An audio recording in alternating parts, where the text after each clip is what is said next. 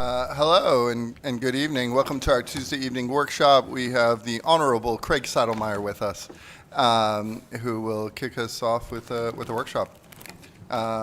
If we can get counselors to hold questions until after the presentation is finished, that'd be great. Thank you, Mr. Mayor. Greetings, everyone. My name is Craig Saddlemeyer.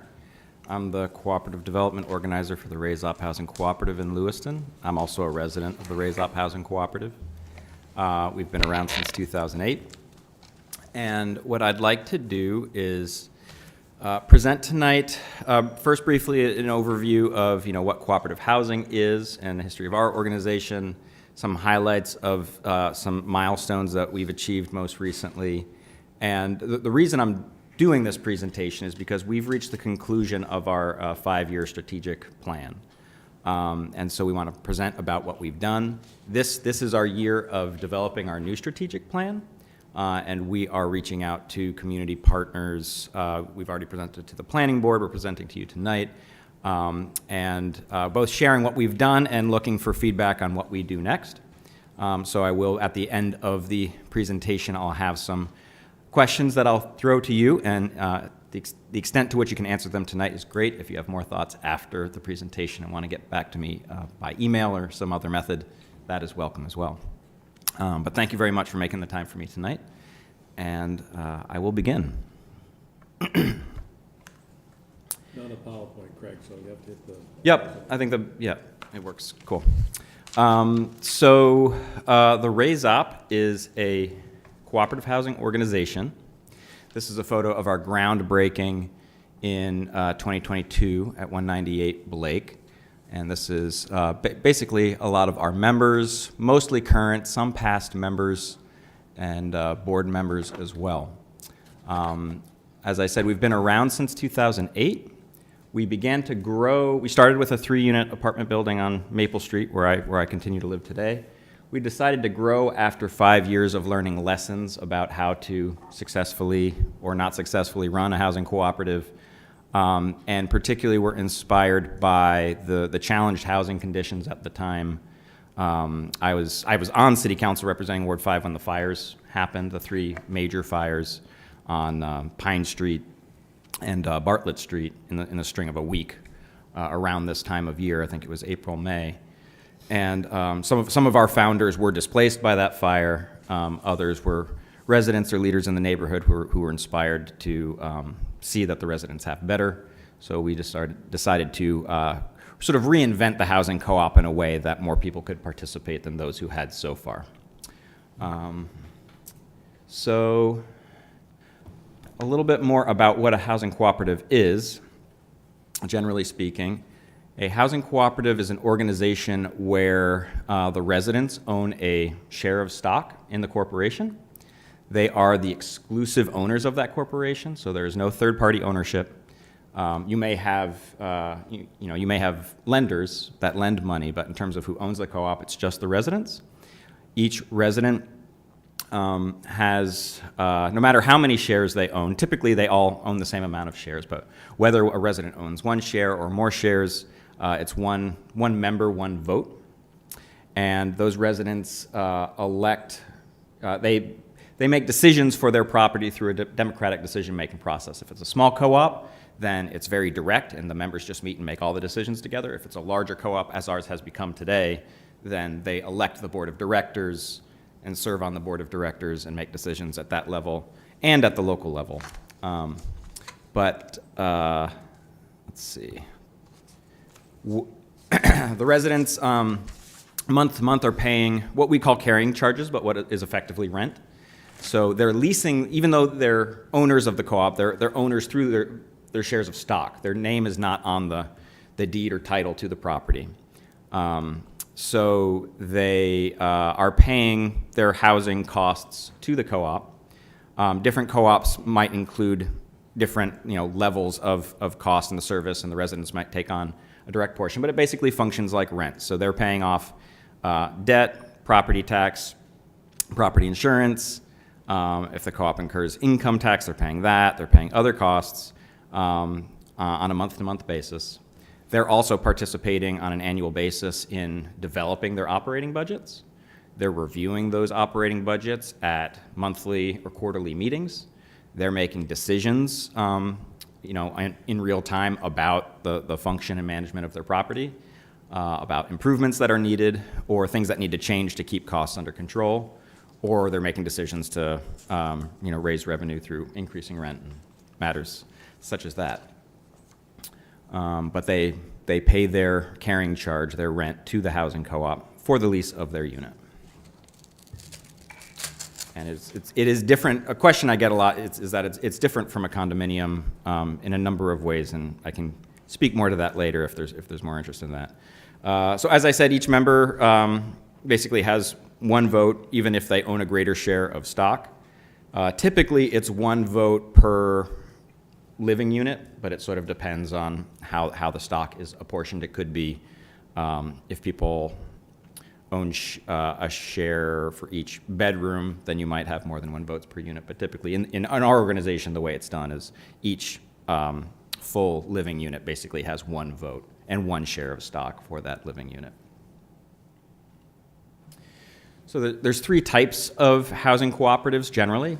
There is a market rate housing co-op where the share of stock is initially the par value is determined basically by the capital needs for the co-op. So it's if the co-op is taking out no debt, then that share of stock is going to reflect the full value of the capital asset. And that would likely be the case in a market rate. So even though it's not a condo, even though you don't own the unit yourself, you're leasing it, what you pay might be similar to a condominium price. And when you sell it, you can sell it for whatever you can get on the market for it, essentially. So that's market rate. In a limited equity housing co-op, you buy your share of stock for some value that has some relationship to the value of the asset, but there's a good chance that the co-op itself is carrying debt on the asset as well. And there's a limit to, on a year-to-year basis, how much you can earn on your share of stock in the form of dividends. So if there's surplus at the end of the year, you can get some of that back, but there's a limit on how much of it you can get back. And then when you sell it, there's a limit on the share value when you sell it. And the purpose of limited equity is to make it affordable to similar households that start the co-op initially. They get some return on their investment, but basically guards against windfall profits in case like a Munjoy Hill example happens, so that middle income or working class families can continue to live there in the future, but still earn some sort of return on their investment.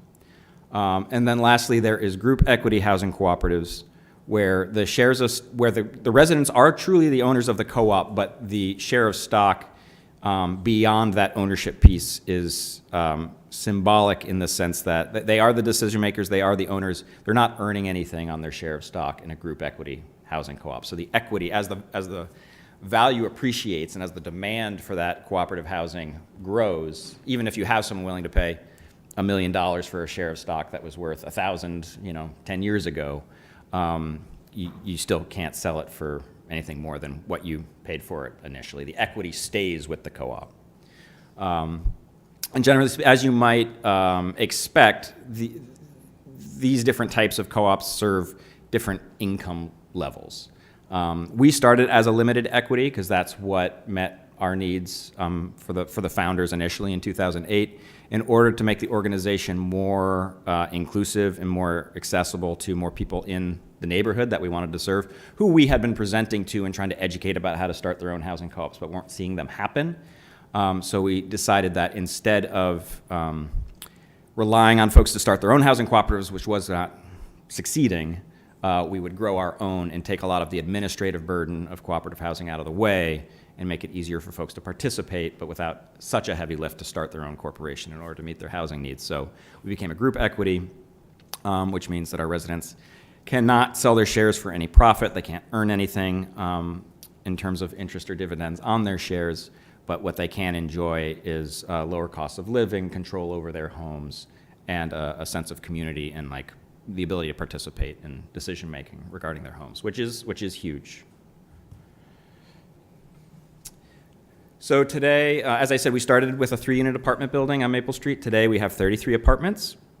We have 90 residents, and we have 6 buildings. 5 of those are residential buildings. And then we have 1 office building, that blue building, which for folks who have a lot of history with the neighborhood might remember it as a bakery.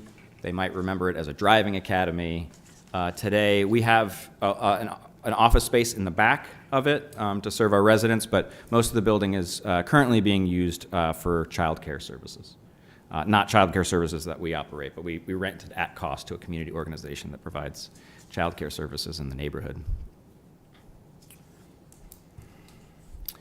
So, our last strategic plan goal was to, in 5 years, basically double our size, and we've exceeded that goal. It took us 6 years, but we exceeded it. We hit a lot of our sort of sub-goals within that, not quite all of them. I'll speak to that in a moment. But so we created 18 new units across 2 buildings. So this current photo is of 84 Walnut Street in Lewiston, the corner of Walnut and Howe. And then the second building is at 198 Blake, just behind Community Concepts and the Agora. They're nearly identical buildings, but for a few differences. And I'll go over some of the building notes, and then I'll go over some of the development notes. So these buildings include 1-bedroom, 2-bedroom, and 4-bedroom apartments. Each building includes yard space, 1-to-1 vehicle parking, actually slightly more than 1-to-1 vehicle parking, bicycle parking, ADA units on the first floor. These are walk-ups. We do not have elevators in them. The units include heating, cooling, and ventilation. They include washer dryers installed in each unit. They include dishwashers. They include rooftop solar, and they include on-site rain gardens for on-site stormwater management. So, most of the runoff is reabsorbed on the property before entering the stormwater system. If in a really, really big storm, some might enter the stormwater system, but it's a cool anti-runoff feature of the site. And we have that at both sites. Some development notes. So these units are restricted for households at or below 60% area median income. We received approximately 500 applications for these 18 apartments. These are the first Passive House certified buildings in the county. Passive House is it's a very sort of rigorous energy and air quality standard. And the basic way, it begins with the basic concept, which is a really tight envelope and controlled mechanical ventilation so that you decide where the air is entering and exiting the building and how much, so that the residents are getting fresh air, but you're also losing very little energy in the process through energy recovery systems. And then you're also designing, for how much, passive solar gain there is during the day, et cetera. And so in addition to the concept, throughout the project, you're actually taking measurements and making sure that the building performs to the energy standards that Passive House requires. So it's not just like we installed these appliances and we get the Passive House certification. It's actually like third-party experts came and said, yeah, you can run this building with this amount of energy input and do all of this stuff, and it meets the Passive House standard, which is a pretty high standard. So we're very proud of that, and I'll speak more to what we've done with the design. But suffice to say, it's a high-quality building with a low energy impact. It was the first building to meet the design district overlay standards. These buildings did not require any rezoning. And in fact, that was some of our goals was to at least develop basically as good a building as we thought we could without having to ask for any changes to the zoning. So to some extent, it was an experiment to see if we could do that and what we get from doing that. But we also wanted it to be something that was replicable. On the finance side, it's maybe harder to replicate, and I can speak to that, but at least on a technical zoning side, you can find just about any 50 by 100 or 100 by 100 lot in the community and do this development if you have the funding available.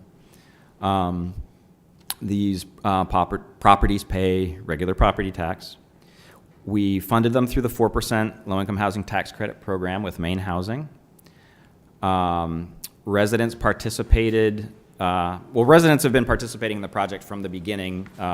We sat down with our existing residents and said, let's design a building for our neighbors. Like, who do we want to include in our co-op that's not here? Who needs housing the most in our neighborhood?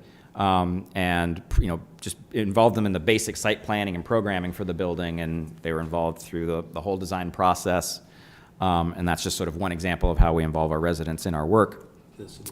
So this building is, because of the funding program, it is not a true housing cooperative in the sense that in these 18 units, the new residents are not allowed to be share owners of the Raise Up Housing Cooperative, unfortunately, and that's a condition of the program. I have a lot to say about that. That would take up more than a 30-minute workshop, but the bottom line is there aren't funding programs for cooperative housing. There's mostly funding programs for rental housing, which is what LIHTC is, and then there's some limited funding for subsidized single-family homes as part of like a subdivision or something like that. But there isn't funding for exactly what we would like to do.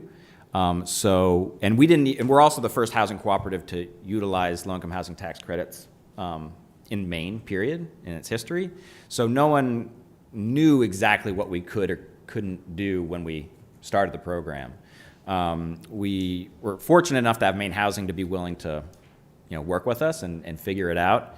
And it basically comes down to it comes down to a combination of the rules that the IRS has set for the LIHTC program and the appetite for risk that the investor has. Because when you do a LIHTC development, it's a public-private partnership where you get a private investor who has a lot of money and a lot of tax liability. They invest in your project, and then they're claiming tax credits that are worth even more than what they invest, so that's how they profit from it, and they feel good about helping new housing get built. But it also means that they have a lot of concerns about how you spend their money. They want to make sure you comply with the rules, and they also would like some room for error. Rather than walking right up to the line of the rules, I think they want some breathing room from there. We are, in general, we have seen our role in a number of different ways, but particularly in cooperative housing, is sort of like testing the existing, implementing as much of our vision as we can, testing the existing laws and limits of what we can do with cooperative housing, and then having a conversation about it and seeing if we can make it easier in the future for other folks to do that. So we're sort of, we're just reaching about a year of operation for 198 Blake. And a little under in August, it'll be a year for 84 Walnut. So we're reflecting, we're learning, and we'll see what we come up with in terms of how potentially we could leverage these programs for cooperative housing even more fully.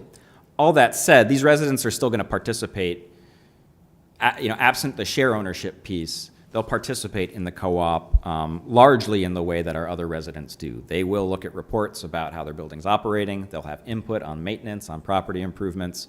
They also, one day we will have the option to buy the property and potentially turn it into a full housing cooperative, but we'll have to meet other program terms before that happens. So the soonest that would happen would be 11 years. The latest it could happen might be 46 years.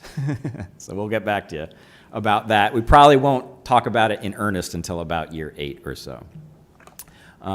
So we are backing in as much of our cooperative practices as we can and making sure that every partner, rule maker, and investor is comfortable with what we're doing before we do it.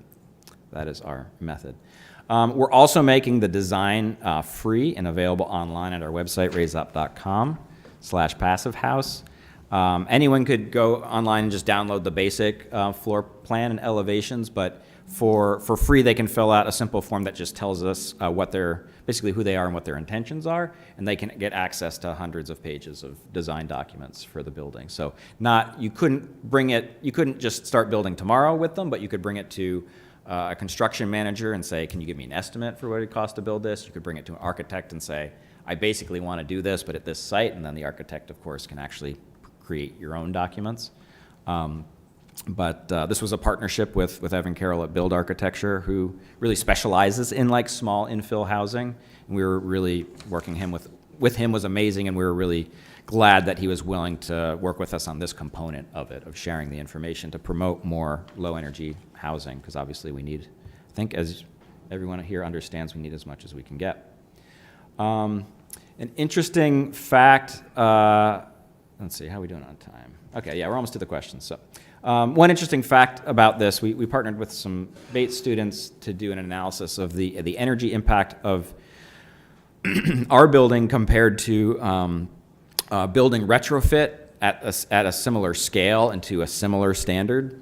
And the long story short, I was surprised by this, but basically, if you were to try to retrofit a building of the same footprint to a similar standard to what we did versus construct new, obviously constructing new, when you're factoring in the environmental impacts of new construction, or the carbon impacts in particular of new construction, as well as operation, and sort of add those together, obviously new construction is going to have a bigger impact up front. But the break-even point is about 15 years or so, and then after that, the new construction project is a net gain in terms of carbon impact or carbon benefit after that 15-year mark. So over the long term, this particular building, this may not be the same case for a lower energy standard building, but then if you are looking at the average residential density of buildings downtown, which is about 15 people per building, based on their analysis, if you build back, basically if you were to replace a building that houses 15 people with 25 people, with a building that houses 25 people to this energy standard, which these buildings do, then you'd be breaking even on day one in terms of impact per person housed. So the question, I'll show you what all the questions are, and then you can just, you don't have to respond to everything. You can just talk about what you're interested in. The questions are, which type of development should Raise Up prioritize? Affordable housing for low-income households, market rate housing for moderate or middle-income households, traditional cooperative housing, or just whatever adds the most housing to the local supply. And then the second question is, where would you prefer Raise Up locate new development?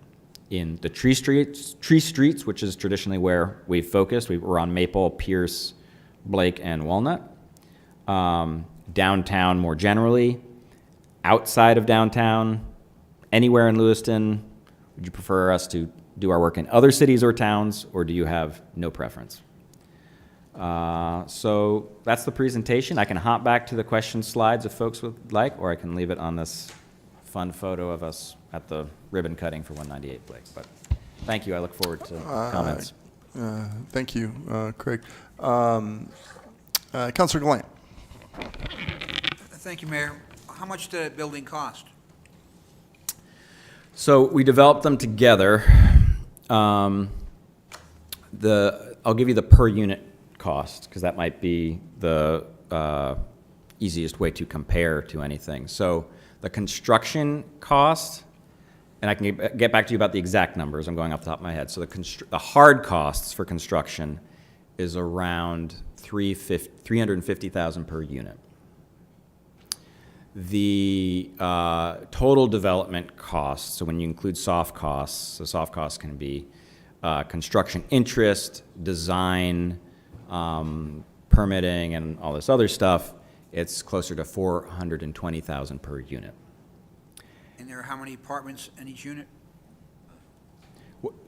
So what I was just giving you was, so per unit is, by per unit I mean per apartment. So it's a 9-unit apartment building. So it's almost $4 million. Yep. It's expensive because it's small. I mean, housing is expensive. I think most housing developers a normal person should balk at that number. Most housing developers would not. It's not the most expensive housing that was developed in this construction period. It is on the more expensive end, and the reason for that is primarily because of the size, and that we did a scat. Not only did we do 18 units, which is a small development, basically as small as you can do with LIHTC, but we also made it scattered site. So the main way you get efficiency in housing development is by building bigger. Our zoning would not allow us to go bigger at these sites. We've also heard from a lot of community members that what they'd like to see is development that matches the scale of the existing housing in the neighborhood. So that's what we did, again, as to see, what it takes to get there, and what it takes is a lot of money per unit. Okay, I'll leave it at that, thank you. Yeah. Councillor Sol? So you said the units are leased, and if they leave, they can sell their unit, but that's not the case for Lake Street? So no one. They just can't make a profit? Yeah. So first of all, in any co-op, when you yes, in our organization, no one is making a profit off of their housing. The only financial benefit they realize is savings in our organization. In a limited equity or market rate housing co-op, you could realize some gain when you sell your share of stock. No one sells their unit. The corporation owns the property, and that is not sold. People just lease their unit, but what they sell is their share of stock. And the share of stock is like the statute that underwrites cooperative housing in the state, or that governs it, I should say, says that a share of stock in a housing cooperative is considered like real property, and lenders can borrow against the value of a share of stock. Now, whether they want to is another question, but they can use that as collateral for a loan, and the state law supports that. If you leave your unit, do you have to sell your share? Yes. Okay, I thought so. Okay, thanks. Yeah. And I just want to add one other thing to just a little bit more on the issue of cost to Councilor Gallant's questions. I think that a private developer could probably do a development like this. By private, I mean someone not using any public money could probably do it for a little bit less, because there's a lot of standards and rules and honestly just like funny, weird stuff that you got to do to make this program work and meet all of the compliance measures and standards. If someone weren't bound by that, and like if someone like had Hebert constructed these, they did a terrific job. I think they're very, like, if you trust your construction manager and have a good relationship with them, and you trust your architect, and you're like, I just want to build this thing, you can't cut every corner, but there's a number of stuff that you could cut out and build it for less, I think. But the program, it's a very much a political sort of way to fund housing, and or at least, let me say that differently. Odd politics created the LIHTC program, and for that reason, there's ways in which the costs are inflated to make them. All right. Councillor Chittum. Thank you, Mr. Mayor. Mr. Settlemyer, you to be commended and lauded for getting this program off the ground. What you've described to us tonight is, in my view, phenomenal, and I think well needed in today's housing market. You mentioned that you have rooftop solar. Is that electricity apportioned per apartment, or is the whole building consuming electricity? How is it? Is each apartment electricity metered? is included. We do have sub-meters. We still need to figure out how to use them, but we've got them. They're not CMP's meters. There are sub-meters, but basically electricity is included in the rent. We at the moment we basically have an electricity budget for the building, and as long as we're within budget, we're not really bothering. And for the most part, I tell people, like, just be aware how you use electricity will impact the operating costs, but we also want you to live your life, right, comfortably. And these are small units where there are things that people could do that might be inefficient, but in general, if you have a small apartment, like, you have the lights on when you need to, and, you know, I think people are not too wasteful in that regard, yeah. Thank you. Now, how do you apportion the shares when there's such a disparity in the units in a building? You've got 1, 2, and 4-bedroom units. Is each one worth a single share, or are the shares per bed, or how is that equity apportioned? Yeah. So in a limited equity or market rate, you would decide somehow, I think the share value would probably relate to the size or quality of the unit. It sort of depends on how you can set it up anyway. When we started, our shares have always been worth the same no matter your unit. It's the carrying charges, the housing costs you pay month to month that really vary depending on your unit size. But today, again, because we're group equity and the share ownership is largely symbolic, it's just $10. You pay $10 for your share, and it's $10 today, and it's $10 20 years from now. It doesn't matter what size unit you have, but you will pay more or less month to month based on the size and amenities of your unit. Okay, thank you. And would you say the architectural firm again that you worked with? Yes, Build Architecture, BILD. And the principal architect is Evan Carroll. Thank you. You're welcome. And again, thank you for standing this up. This is a wonderful program. Yep. And I'll just add briefly. I know that you've got another presentation in a moment here, but so this is I've been in front of council a few times already this year, but this is what I do. This was my entrance largely into housing work, and how I learned how to do it and how it works or how it doesn't work. And most of the other ways that I'm involved in supporting other housing efforts, or my involvement in the new shelter committee is largely sort of both, as a resident of Lewiston and my care for the community, but I'm also kind of like on loan from Raise Up, because Raise Up wants to see good things happen in the community. We're not just about better housing for our residents, but we're about better housing and just better quality of life for the neighborhood and for Lewiston at large. So a lot of what I'm involved in is basically I'm representing like the organization through that work. Councilor Roy, did you have something? Thank you. Quick question. If the people that own shares are 60% AMI, how much a month are these units going for, like, say, an average 1-bedroom? So, so one distinction I want to make first, and I know I'm sorry it's confusing, and I wish one day I'd like it to be less confusing, but so in our original renovated buildings, where it's a traditional co-op, everyone buys one share of stock for $10. Every household has a share of stock, and that's the way we do it there. And we have a wider range of income levels there. So we have like, simple way to put it is 75% of the units in our old housing is reserved for households at 80% AMI or below.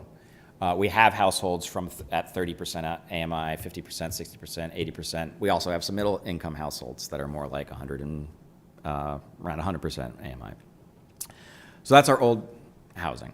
In the new housing, where people just don't own shares of stock because the LIHTC program will not allow them to, that's where the limit is 60% AMI. So the rents are, again, going off the top of my head, and these property, another condition of LIHTC is that they're third-party managed. We don't have the level of property management experience in the investor's eyes or in Maine Housing's eyes to self-manage these properties, so we partner with Lewiston Housing Authority to manage these properties. So we still are the owner and decision maker, and we provide the resident services, so we have a constant presence on the property. But Lewiston Housing is the one leasing the units, collecting the rent, and doing the compliance measures. Now, after clarifying that, 1 bedroom is like $950, 2-bedroom is like maybe $1,100, and a 4-bedroom is around $1,350, something like that. Obviously changes year to year. Okay, because thinking back to what I do, 60% AMI right now, you're probably talking about maybe $2,000 monthly income, somewhere in there. So if the one-bedroom costs almost half of your income, that's kind of extensive, right? Does Lewiston It Housing is. pay the other half, or, I mean, is that just what they pay? So, great question. I mean, technically, the limit of what the rent can be is decided by what HUD calculates is 30% of a 60% AMI household's income. So technically, if a household is right at the 60% AMI, and as you know, like that changes depending what the household size is, these rents should be consistent with that household. But like if you are earning less than 60% AMI, you might income qualify in terms of being below the income limit, but that's starting to eat up more of your household income in terms of what you're paying. So the truth is, a lot of folks, in order to afford these units in terms of what they're priced at, need vouchers to afford them. And that is what's considered affordable by HUD is a very old formula. I don't think it takes into account maybe the rising costs of other things. It doesn't, if you need if the households we're trying to serve need vouchers to afford the housing, then there's probably something not exactly correct with the formula. Right now, it's for the residents that are in these properties, they've actually got a very good situation. But it is, we basically, when you start a project, you kind of have to start at the max because you don't know how the building's going to operate. Once you start operating it, you can see how much room you have to bring down rents if that's what's going to benefit the residents. At the moment, what benefits our residents is investing in the property as much as possible and seeing if we can add more amenities to improve their quality of life. So like looking at, like, can we provide internet for free building wide, or like things like that. But yeah, the points you raise are absolutely correct. And I should say, in our other properties, the carrying charges are much less. So it's more like $700 for a one-bedroom. Our most expensive, our 4 bedrooms are just about $1,000. And yeah, because those were much less costly to develop, and we can self-management, so the management costs are much less. Thank you. We're getting close to the end. Any last questions from the councilors? Anything else you'd like to say? No, thank you Craig? very much for your time. I look forward to presenting again in the future. Did you have something, Councilor Chittum? I just wanted to say I'm going to consider the questions that you've asked. These are the only answers you want from us? I'll take anything you want to say. I'm willing to listen, but these questions are at least a starting place. So whatever you have, please reach out, phone, email. I'd love to hear from you. Great. Thank you very much. Yeah. We owe you a debt of gratitude. Thank you. Thank you. And we have, okay, our city planner, and yes, come on down.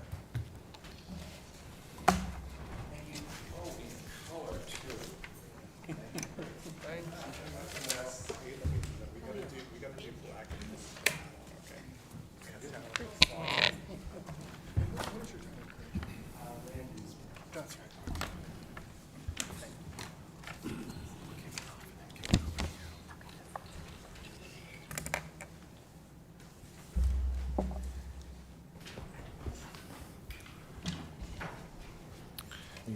Thank you three for joining us. If you can each introduce yourselves, and then please proceed.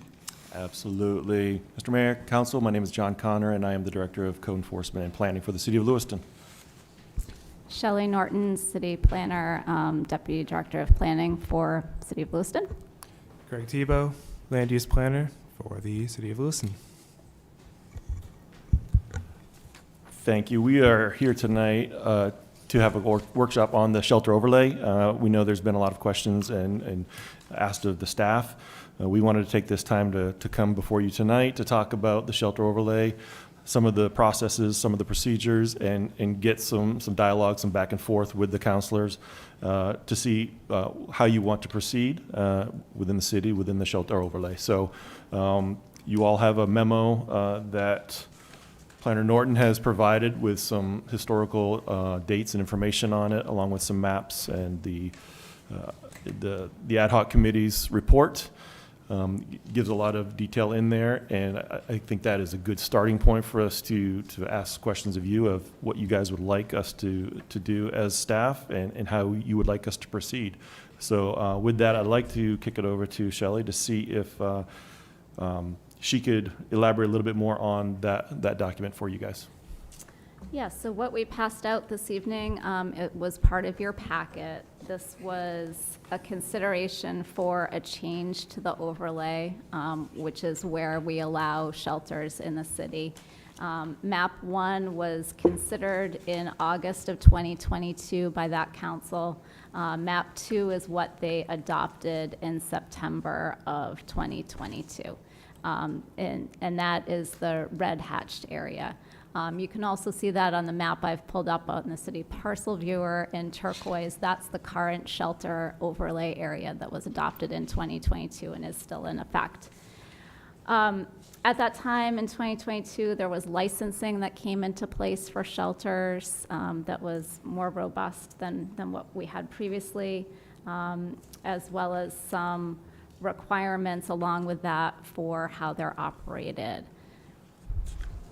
If you have questions more specifically about the memo or other things, we can dig into that, but I know we have limited time, so I don't want to talk too much.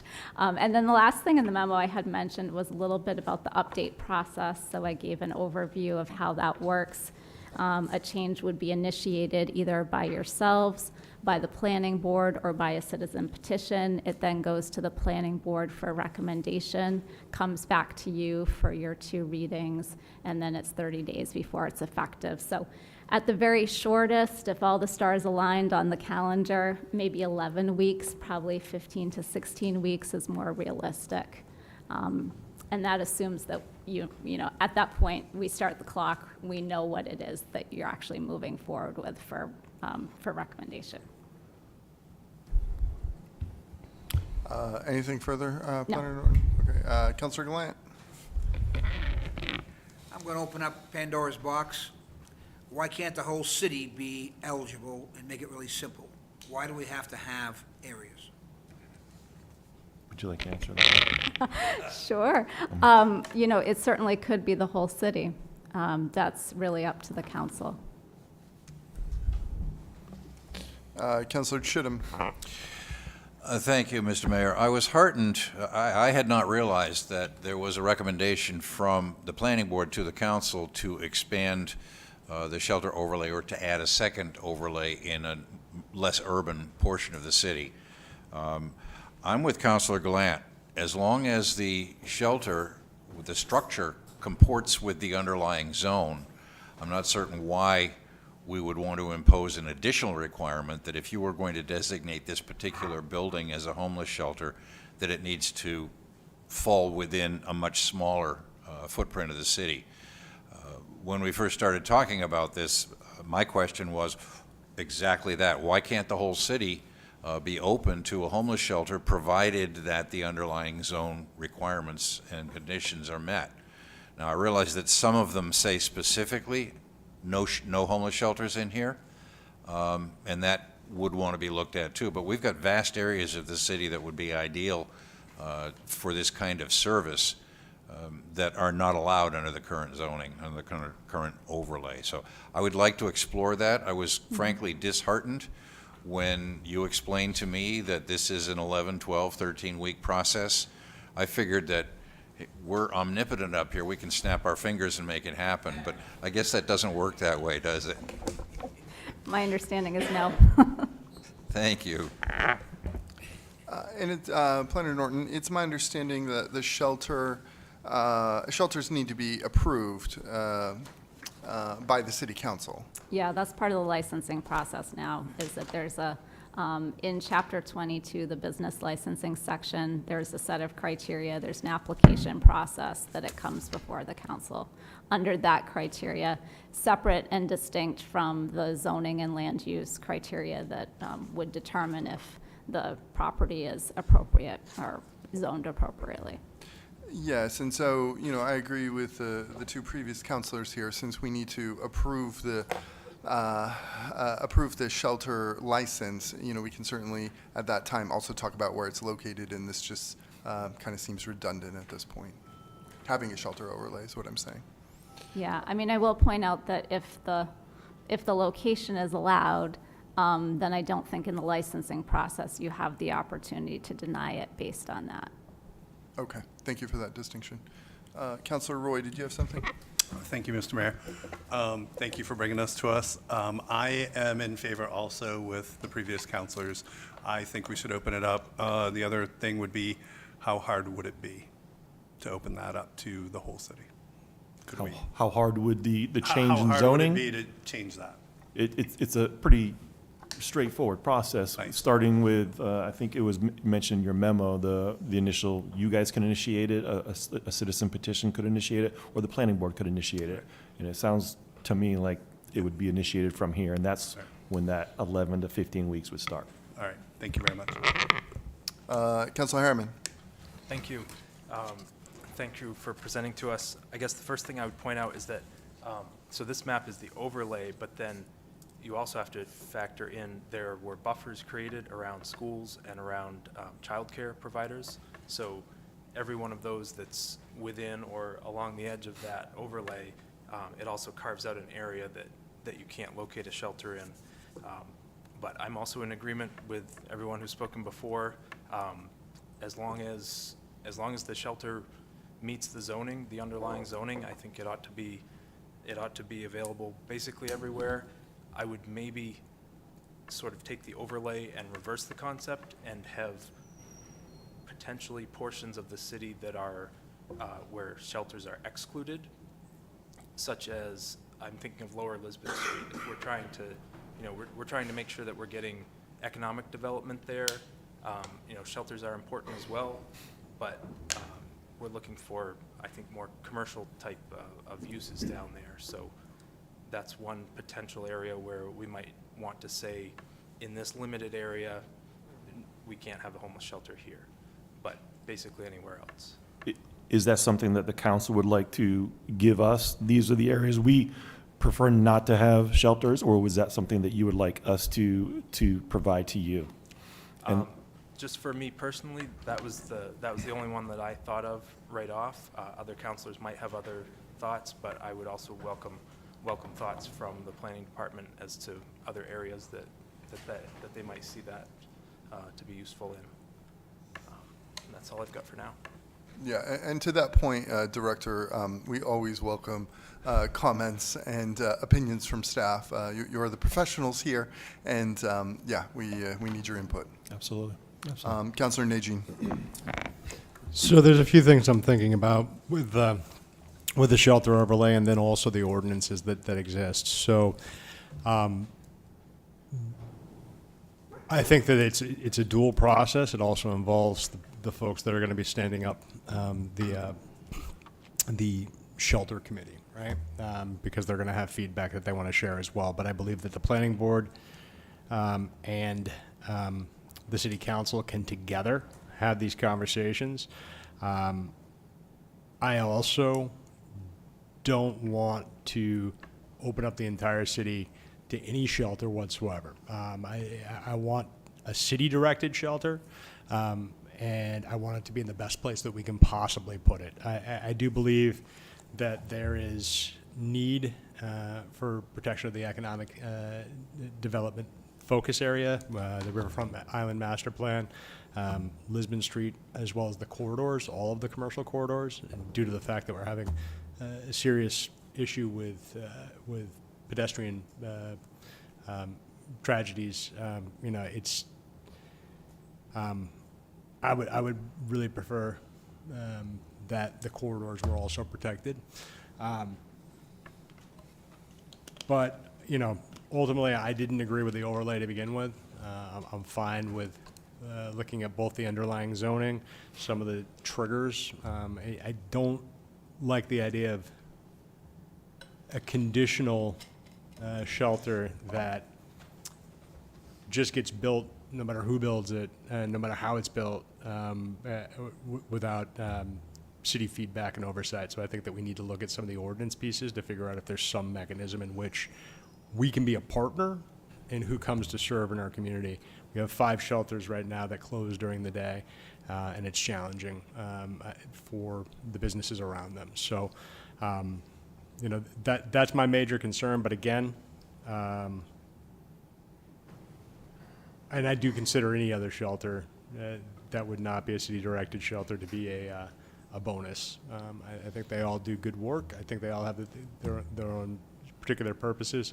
But being able to focus on a main housing-based shelter system that would get people into housing is, you know, I think a big part of the focus here. So those are just my pieces of feedback, but I think we would start with planning board and council having a meeting, and then having feedback from the shelter committee, and then we can move it through based on what the feedback is from planning board and then also the shelter committee. You know, and don't get us wrong, there was, you know, those of us who said, you know, perhaps we don't need an overlay. You know, just like there are, you know, a couple of the places outside of the overlay which a shelter could make sense, there's still plenty of places inside the overlay where shelter doesn't make sense at all. And, yeah, it needs to be in the right place. I'm just, you know, concerned about just arbitrary lines. Councilor Chittum.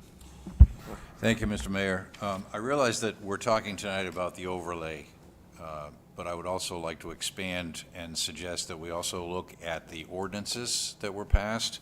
There was reference earlier to the licensing that's been amended and updated. There are reporting requirements, I'm told, that are extremely onerous on existing shelters. I'd like to make certain that those reporting requirements are validated, or if they're not, let's eliminate them. Let's remove as many hurdles to providing these services as possible. Councilor Najin. And as a follow-up to that, the faith-based services that offer shelter systems don't use state funding and normally don't use municipal funding as well. So it's one of those, again, it's a bonus shelter. It's folks doing good work that are doing it within their funding mechanism. Obviously, the rules are different in many cases for those shelters than would be for a city-directed shelter, because we would have to follow main housing guidelines. But you know, I certainly don't mean to give the impression that that we don't need those folks in our community, because we do. I think they do very good work. So. Further comments from the council? Councilor Harriman. Yeah, I would just concur with Councilor Chittum that we should look at the ordinances as well. We can do that. The city council can amend those on our own, so we don't have to involve the planning board with that. But I think that's something that we need to look at sooner rather than later, and but also hopefully with some review by the new shelter committee to get their input on it. Yes. Councilor Najin, back to you. Again, I would like to reiterate that I think when the council and the planning board work together, we get things done fairly efficiently, and also the feedback encapsulates more people. And so I think that when we were looking at the land use planning, having the planning board and council working together was, for all the zoning changes, was incredibly important. And I think it still would be, that they had recommended a lot of the ordinance changes that they had given feedback on a lot of the ordinance changes that went into place. I'm sorry, who had given feedback? You're talking about the shelter? The planning. The planning board, yes. Planning board, so that went through the planning board to the council.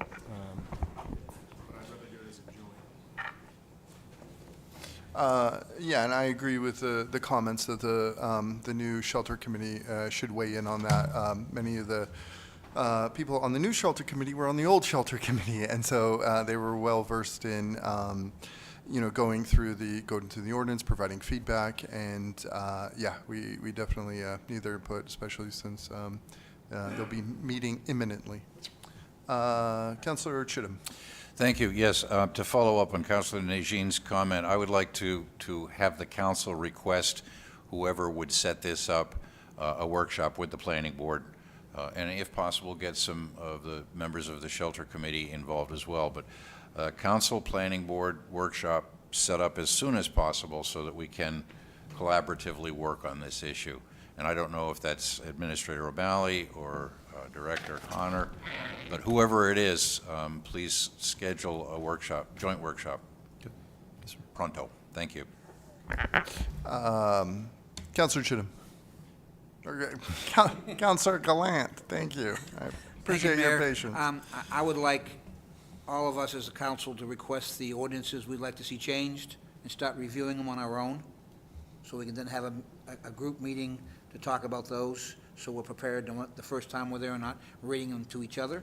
Some of us may not have any input or like it where they're at, but I think to get ahead of the curve, if there's a particular ordinance based on this subject, not citywide, that we should be looking at it ourselves so that we can go ahead and be prepared to say, we like this, don't like this, this requirement don't make sense, maybe we need to do something here.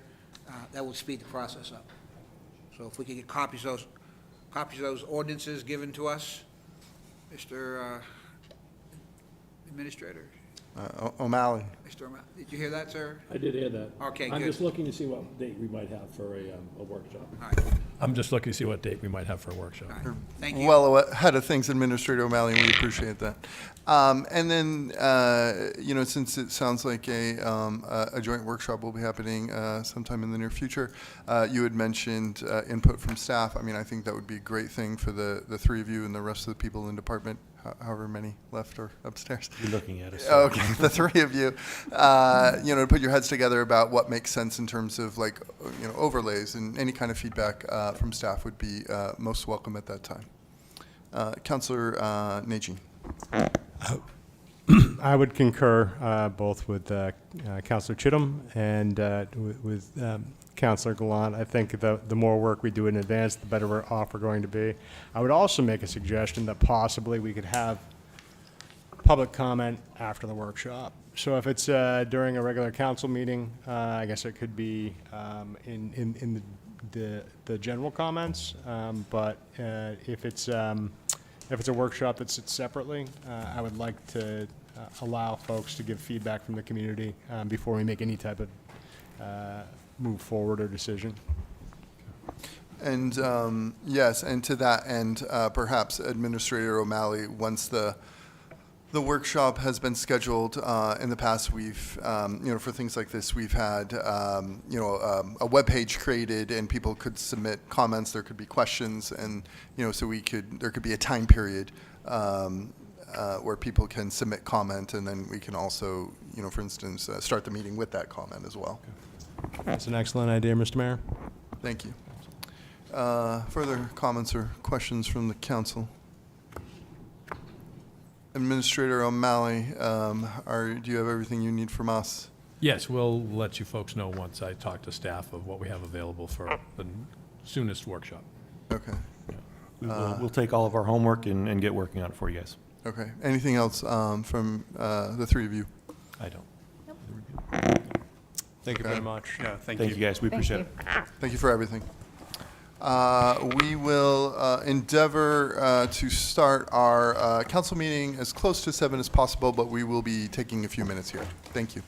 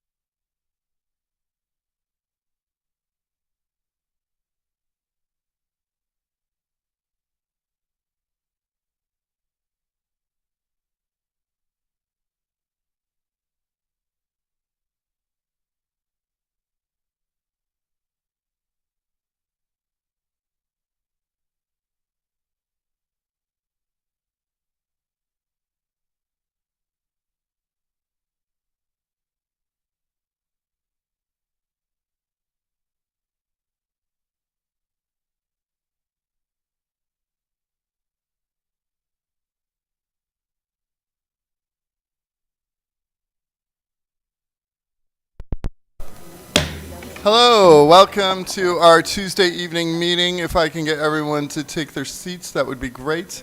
We're going to kick things off with the Pledge of Allegiance, and we have Mr. Jim Craig with us this evening who will lead us in the pledge.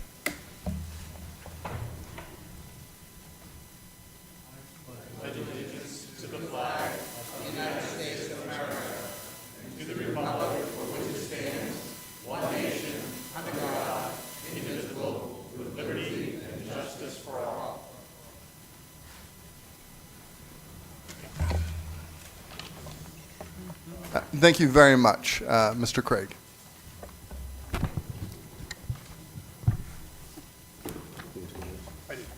We have a Lewiston leads, and so Councilor Roy will head up to the front. Our Madam Clerk has a mic for you.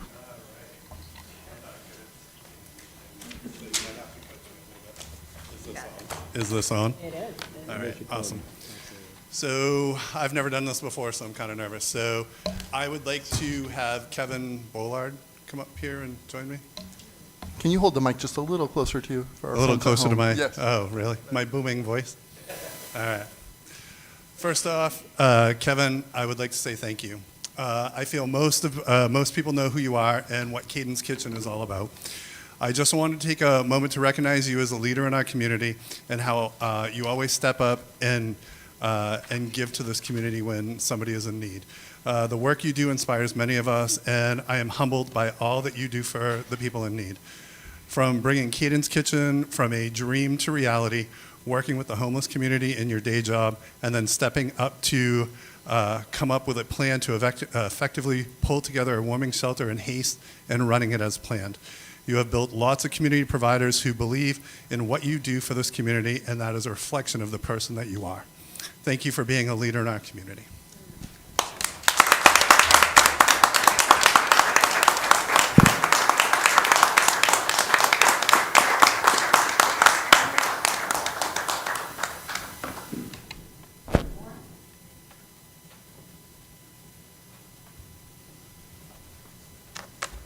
Another huge round of applause for Mr. Billiard.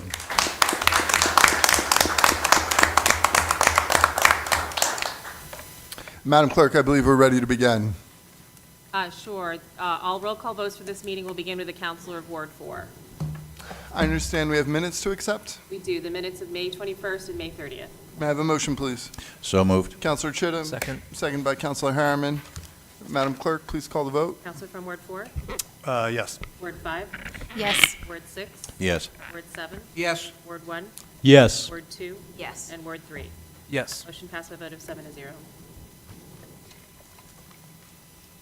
We are now up to public comment. Any member of the public may make comments regarding issues pertaining to Lewiston City Government. This period is reserved for non-agenda items. Public comment is also allowed during individual agenda items. Public comment is limited to 3 minutes per person. Please state your name for the record and please indicate if you are a Lewiston resident. Because this is the business meeting of the City Council, all questions should be directed to the mayor, who will ask staff to follow up at a future time. It is illegal for the City Council to allow comments related to personnel matters. All personnel complaints should be made directly to the City Administration Office. Matthew Agrin, Ward 4. To the City Council as a whole, I would like you all to go back and look at what you voted on April 16th to change how public comments are handled. You've now limited us to non-agenda item public interaction with us, the citizens of Lewiston, for first 5, maybe 6 speakers. Up to 15 minutes will be allotted for general public comment period. If general public comment period exceeds 15 minutes, it will be suspended to allow the council to conduct business and out of courtesy for those attending, meeting on specific agenda items. After that, you all, as you see, you all voted to suspend public comment on non-agenda items, and there's nowhere to bring it back. Nor is there anything about allowing the council to further authorize comments at that time. I will admit I've suggested that it be brought back before reports and updates, and I've had positive feedback from many of the councilors on the second comment section at the end of the meeting. Also, if the plan should be for the council to authorize comments at workshops, I'd like to see it changed to the authorization at the meeting prior to the workshop, so the citizens all know ahead of time if they can come and plan on speaking or just watching the meeting. We keep asking all of you for transparency in how you conduct city business. Are you asking those of us who might miss the first 5 slots to just submit our comments to public comments at lewistonmaine.gov, a place where, let's be honest, the public as a whole will never hear, read, or know about them unless they pop up in a FOA request? So I'm not sure there's a good reason that this body would not want to hear from all of us citizens of Lewiston speaking in public, on camera, at the city council meeting, so their voices can be concerned by the city as a whole. Please remember, you all work for your ward first, but the city second.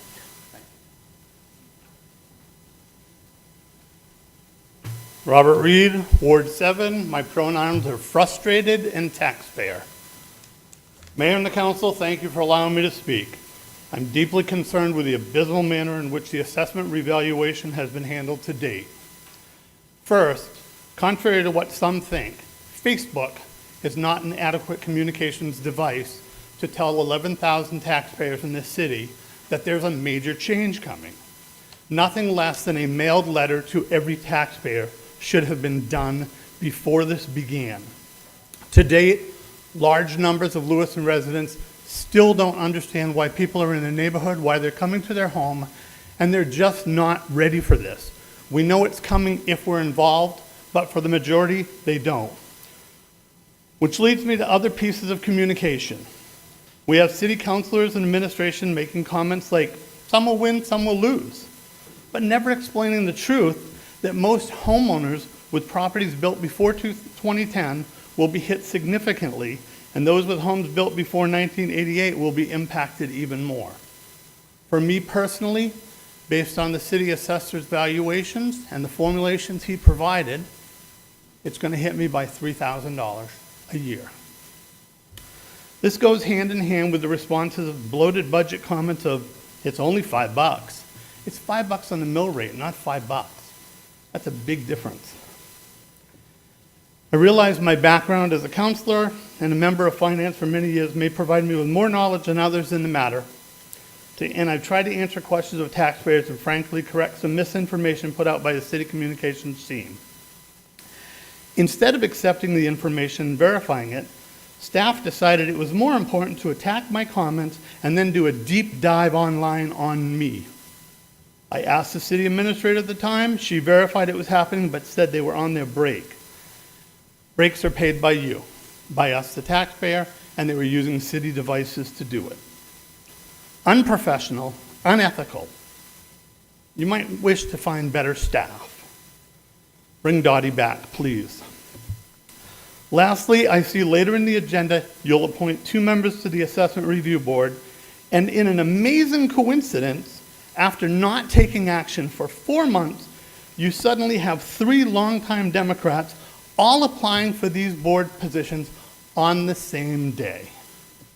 Those of us who applied 4 months ago apparently weren't good enough that you stalled until you got who you wanted, Mayor. That's an embarrassment, and frankly, it's corrupt. I ask you to remove my application from the Assessment Review Board because I want nothing to do with such a corrupt entity. Thank you for allowing me to speak.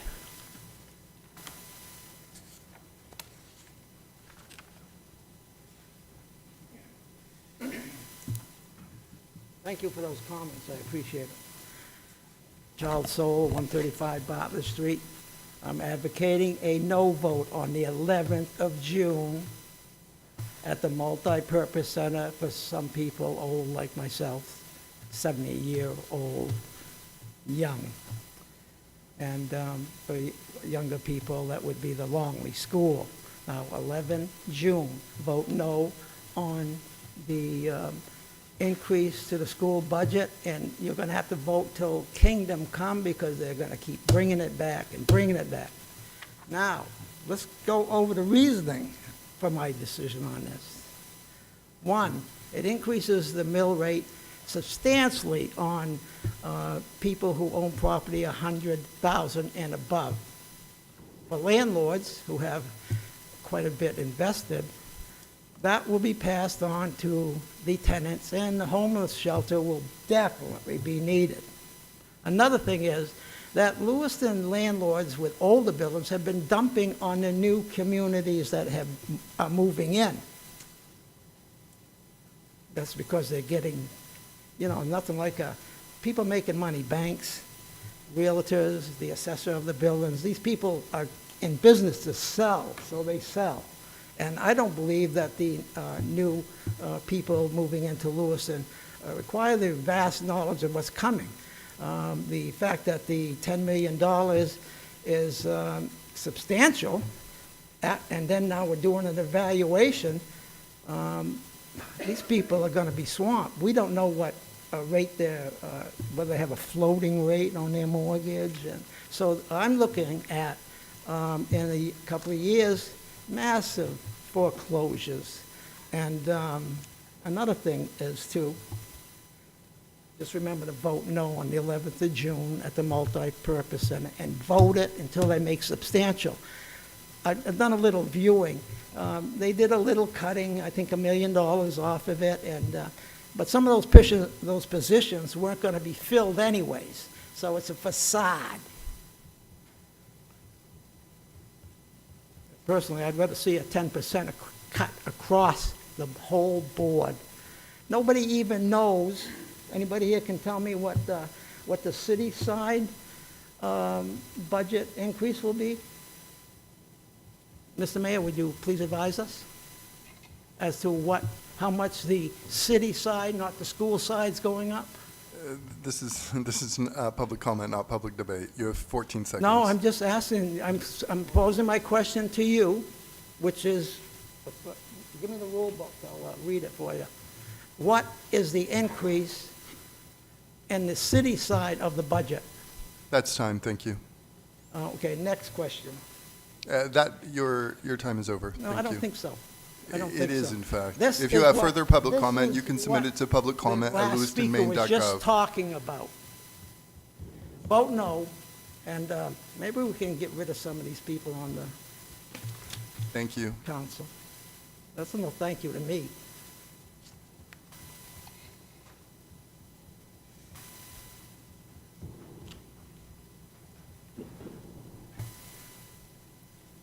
Good evening, Rick LaChapelle, Ward 4. I come to you as a concerned citizen of Lewiston.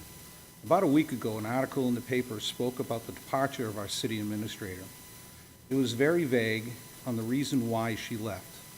Administrator Hunter served this city for 35 years, and at one time she served both as the city treasurer and city administrator at the same time, without receiving compensation for both jobs because she cares about our city. In her letter to the council, she gave a few reasons why she left, one of which was the unreasonable and unprofessional actions of the mayor. Because of her complaint, this council decided to investigate her claims and hired an independent human resource counselor. Do you recall when you were one of your first executive sessions, this mayor tried to convince you to remove both Administrator Hunter and Director Hediger? How did that work out? This report shed some light on the problems, but I feel it hasn't addressed the full issue. It only looked at 3-month time frame when all but one of you were new. There is a lot more to this story. I feel that this council should, at the end of this meeting, break with protocol and vote to further an investigation of the actions of this mayor. This could be easily done. It only takes 4 votes. This investigation should start from the beginning of his term of office until today. I understand this is difficult and not fun, but it is your moral and fiduciary responsibility to fully investigate this matter. Once you have all the information, then you as this body can decide what should be done. Thank you. Further public comment?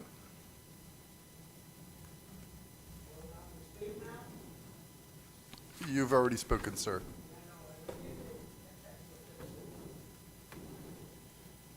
Madam Clerk, I believe we have a consent agenda. We do. There are 2 items on the consent agenda this evening. Item number 1, continuation of public hearing regarding the tax increment finance district proposal for the Continental Mill property. And number 2, orders authorizing execution of municipal quitclaim deed for real estate located at 100 Bailey Avenue, merged with 10 Gary Avenue, effective fiscal year 17 tax year, 66 Warren Avenue, and 39 King Avenue. May I have a motion, please? Mr. Mayor, I move both items on the consent agenda. Thank you. Second. Second by Councilor Gallant. Madam Clerk, please call the vote. Counselor from Ward 4? Yes. Ward 5? Yes. Ward 6? Yes. Ward 7? Yes. Ward 1? Yes. Ward 2? Yes. Ward 3? Yes. Motion passed by a vote of 7 to 0.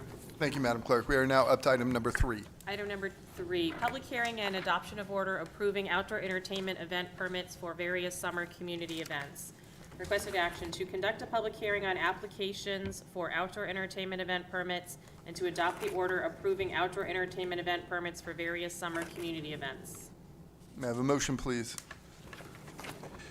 Mr. Mayor, I move, so moved, agenda item 3. Second. Okay, we have a first and second. Madam Clerk, did you note that?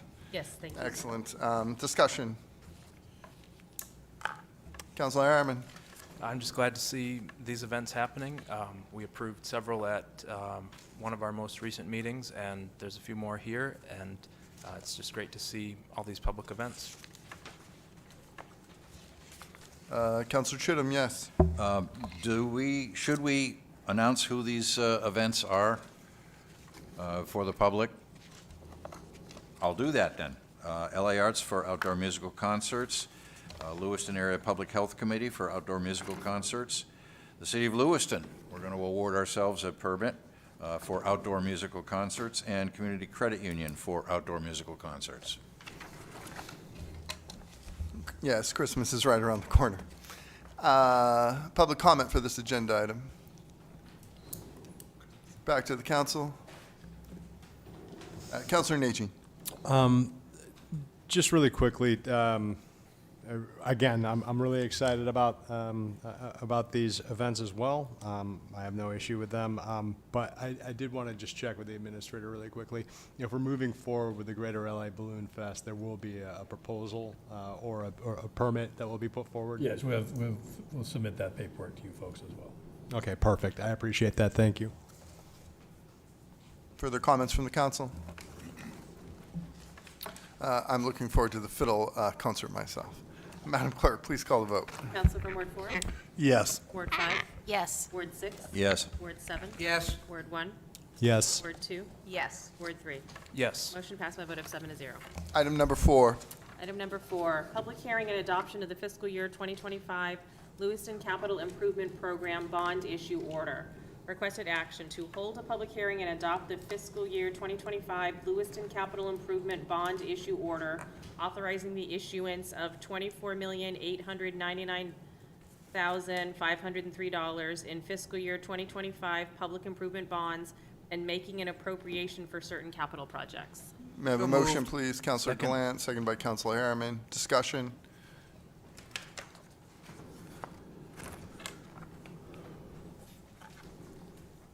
Charles Arthur Soul. Sorry, I 135 meant Bartlett discussion Street, from the Lewiston, council. We are not- Maine, and we're not I don't taking think the public city comment should at this be time. acquiring any more debt on bonds. Please sit down, sir. We are not at public comment for this agenda item Oh, yet. too bad.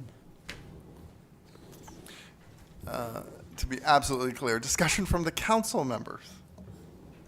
Yes, Councilor Chittum. My understanding is that these bonds are issued when the market is appropriate. Is it necessary that this approval for nearly $25 million be issued in fiscal 2025? Or is this something that, given the vagaries of the market, could be held off for another year? They're usually held off for another year. We will be going to sell our 2023 in September. The language of the action is authorizing the issuance of this amount in fiscal 2025. Is that a modifier for public improvement bonds, or is that the time period in which they'll be issued? That's my confusion here. It's for the approval of fiscal year 2025 bonds. They are not for sale until usually a year, year and a half out. Due to the amount in the arbitration, we usually wait a little bit to make sure that we reach that, because these funds have to be spent 24 months after the bond sale date. We wait a little bit. Okay, so then the title, Fiscal Year 2025 Public Improvement Bond, is the name of the bond. It's not the window in which the bond will be issued. Correct. Thank you so much. Councilor Harriman, did you have something? No.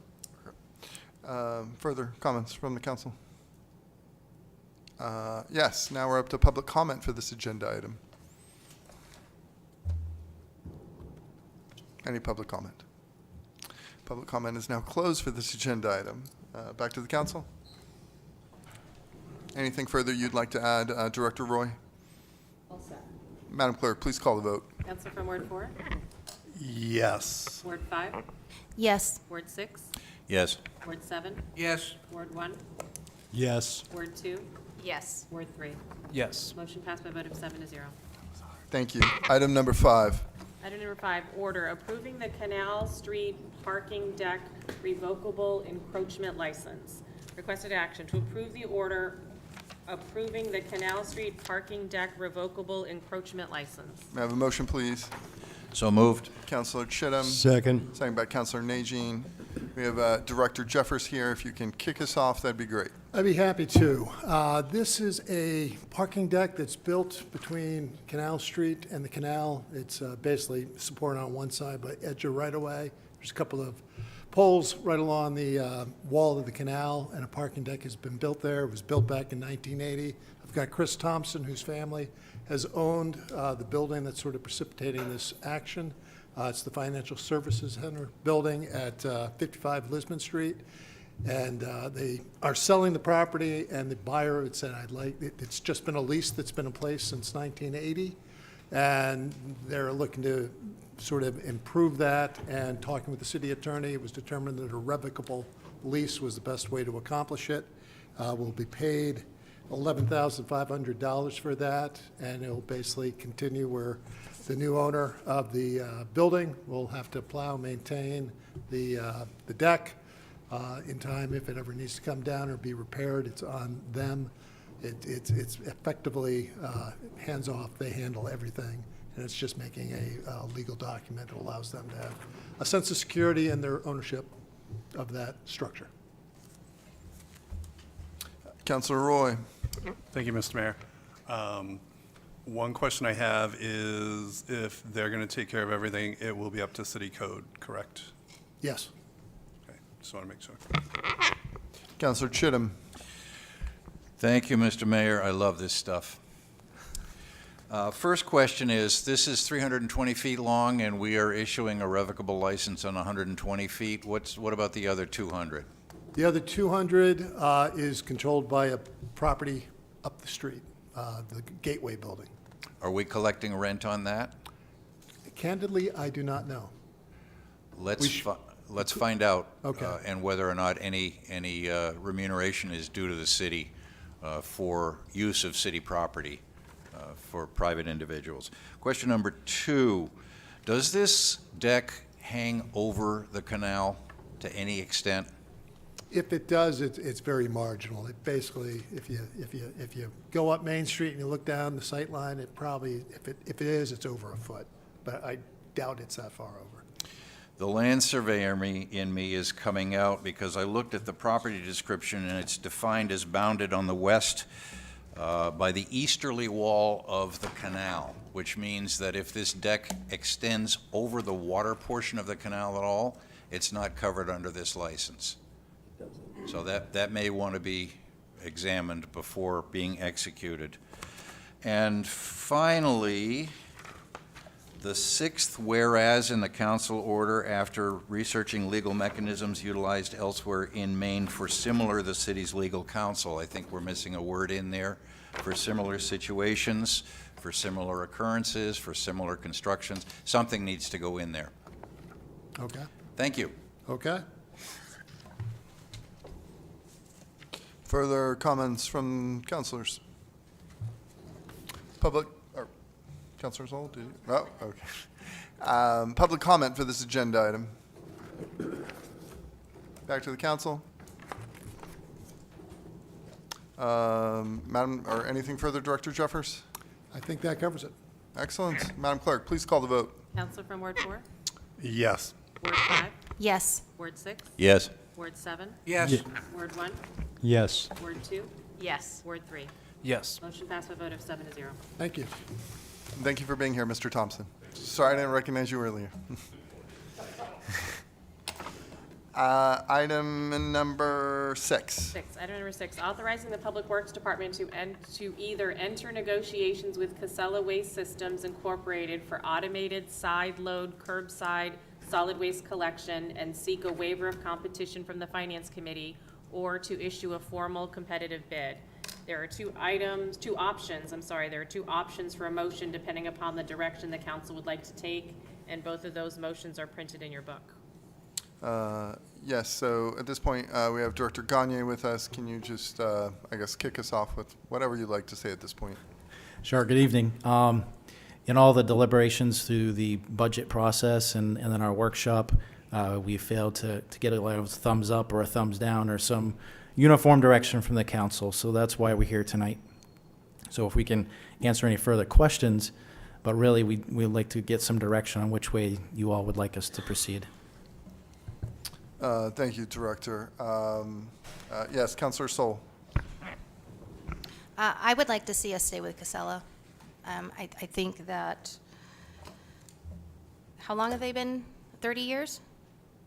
Something like that? Like 25. They know the streets. Yep, 25 years. Don't fix what's not broken, I guess. So that's what I'd like to see happen. Councilor Chittum. Thank you. Uncharacteristically, I'm going to disagree with Councilor Soul. I would like to be convinced that sticking with the same company for 25, and this would be a 5-year or a 3-year contract. I think we're considering a 5-year. There are some organizations that, due to how much the company would take on and amortize, would like to go 10. Like some communities have gone 10 and see lower numbers for their annual collections. Right now, we're proposing 5.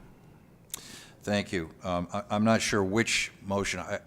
I have been told by Public Works that Casella has performed admirably for the past 25 years. They're familiar with the city, that the only other competition has only one other contract in the state of Maine, is not familiar with us. There are a number of valid reasons for us to stay with Casella. However, I am concerned that not going to competitive bid sends the signal to whoever is the sole proposer or the sole quoter that there are really no constraints on it. That's my concern.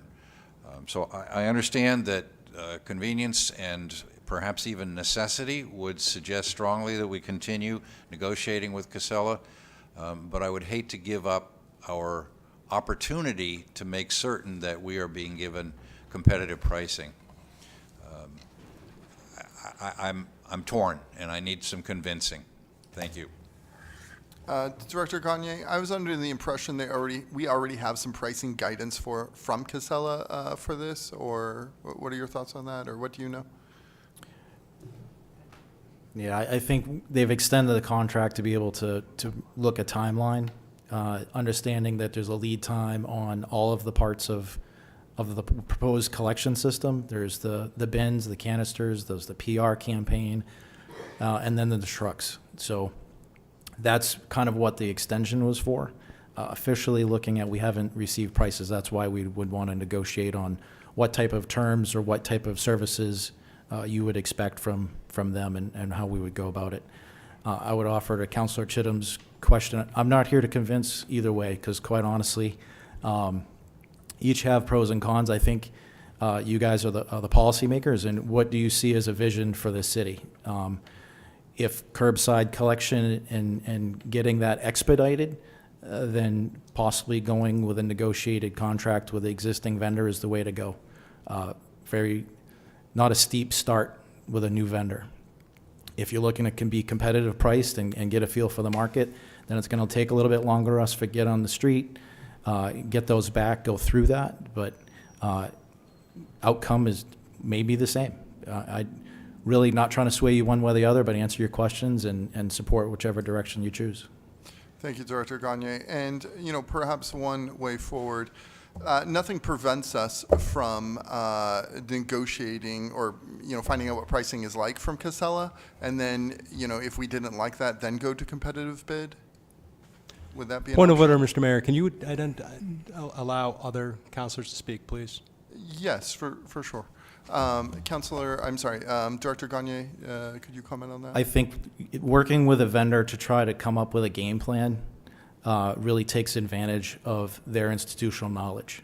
And we try to stay away from that and be above board. So of times of other types of work that we've done, we've tried to definitely, you know, solicit information and help put a request for proposal or a bid package together.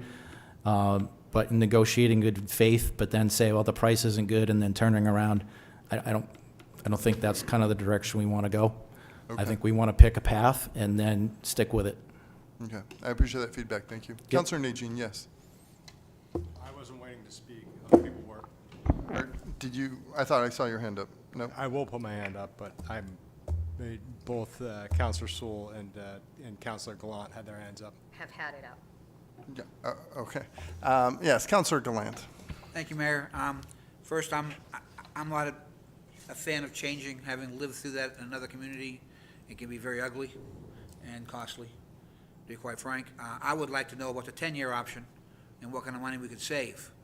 So if we get to that point where we go with them, I'd like to know, because sometimes it's considerable, especially with the plans in place of new containers and new trucks. You know, we could end up saving a year by buying a 10-year contract over a 5-year contract, which just means savings for the taxpayer. So my option would be for you to pursue what it would be a savings at the 10-year level. Thank you. Thank you. Councilor Roy. Thank you, Mr. Mayor. My concern here is with everything, the rising costs of everything going up around us, the last thing I want to do is to go with somebody who is going to raise the taxes even more or the cost for this. But I do want to continue the same good service in a sense. But I think, you know, opening it up to bids would probably give us, you know, a competitive price. I'm not opposed to seeing what a 10-year deal would be. If that cost savings is great and we can pass it on to the taxpayers, I'm all for it. That's what I'm looking for, is the lowest we can go, but same good service. Councilor Najin. Thank you, Mr. Mayor. I have a couple of questions concerning our current arrangement with Casella on recycling in particular. From my understanding, when the Casella transfer facility was put in place next to our transfer facility, we were offered to be charged no tipping fees up until, I believe it was 2028. Is that correct? Okay. Yeah, so it's at least that, maybe more. Okay. One question I would have, I mean, I'm always up for a competitive bid process. I think it's a great idea.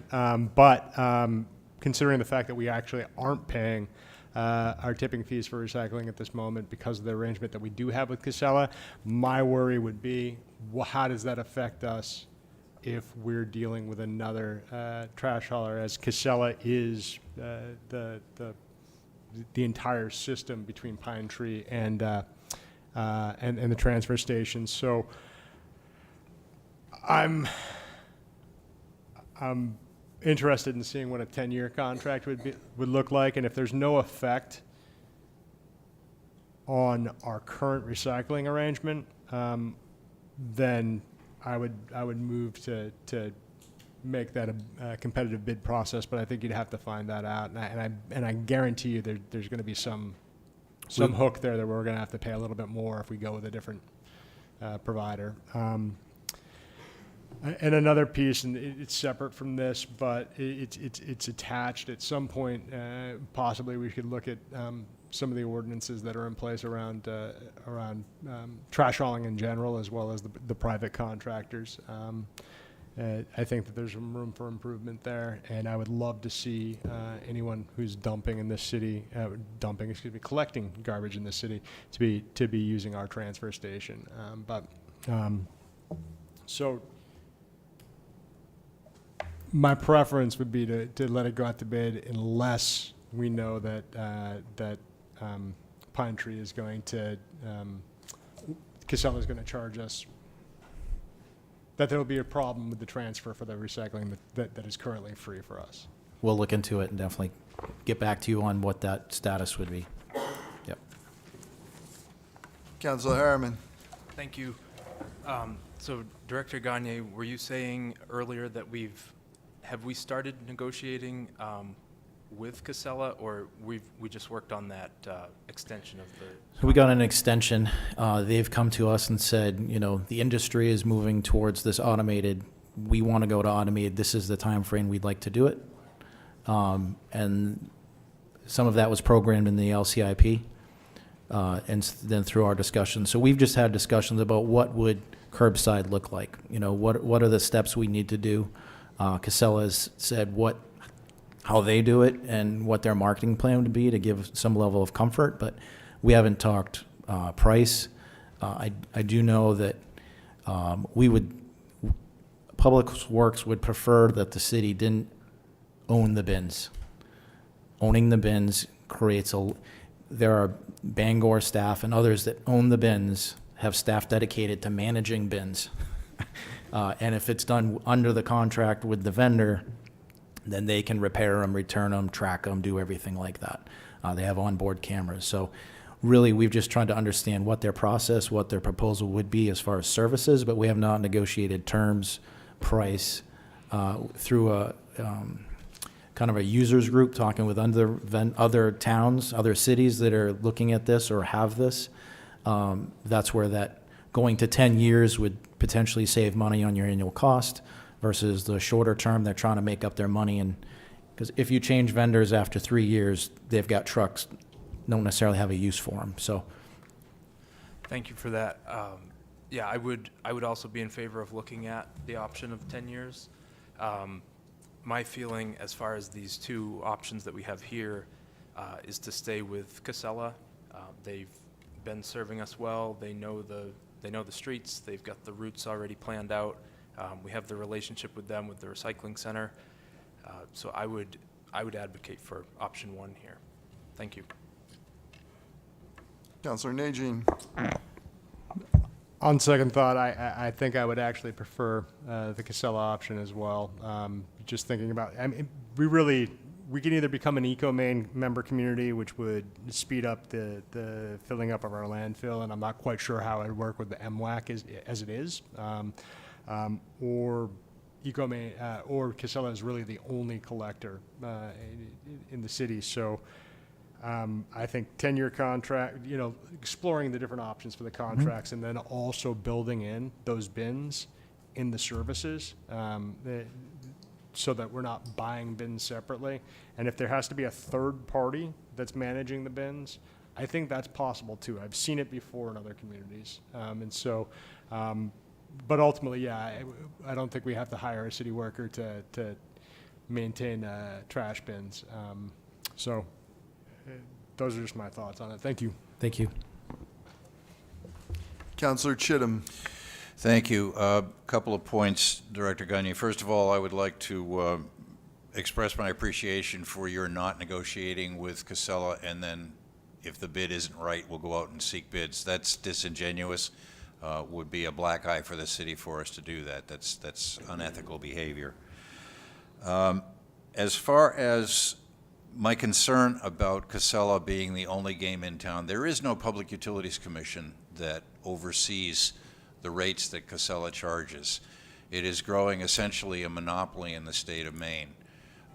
Lewiston may have one of the few opportunities left to put that monopoly to the test of fairness and equity. I am really torn. I appreciate the arguments that Casella is familiar with the city. I appreciate the arguments that they have been good to us. They all make absolute sense. My nagging fear is that by giving them a 5-year contract, and by the way, I'm in favor of looking at a longer-term contract with the hope that it would be a less annual cost. I just fear putting Casella in the position of being the only trash hauler for the state of Maine and giving them carte blanche then to charge whatever they like. That's my concern. And I don't know how I'm going to resolve that, especially if you're not going to give me any guidance, Director. Director Gagne, it was mentioned, I forget who mentioned it around the days here, but Waste Management has another client here in Maine. Do we know what municipality that is? No, so I think there's it's Bangor. Cumberland. Okay, so I think Cumberland has looked into that. Bangor has there's communities starting up with it as far as side load and the automated. There's been at the table of user groups, there were people that talked about pay per bag and how it's a revenue stream and they're sticking with that, and that's another discussion we could partake if we're can you blend them? But the reality is that Auburn's looking to do this. It's the early onset of that direction. It was shared at that round table of looking to extend the timeline. Okay, thank you. Councilor Harriman. Thank you. Just another thought. Do we happen to know approximately how long doing the competitive bid process would add to this whole thing? I think we're looking at probably a couple months. We're in summertime now, so kind of construction mode. But we would get together, get a draft together, circulated among staff, and probably a couple months to get the bid out, depending on which way we wanted to go. If we're looking at for requests for proposals, then we usually will open those and look at the proposals and not look at the price quotes first, and look to see who can provide the best services for what we were asking for, and then open the price package. So I'd work with the Director of Finance and figure out which way, but I think probably 2 or 3 months for the bid package to go out and then the award. Okay, I'm just trying to balance the bid process might get us a different price from somebody else, but I'm guessing it probably won't, and I'm just trying to balance whether that's worth the extra delay when we're somewhat sure of what the outcome is going to be anyway. I mean, realistically, negotiating, we're going to sit down and go over a couple items. I would expect, a month.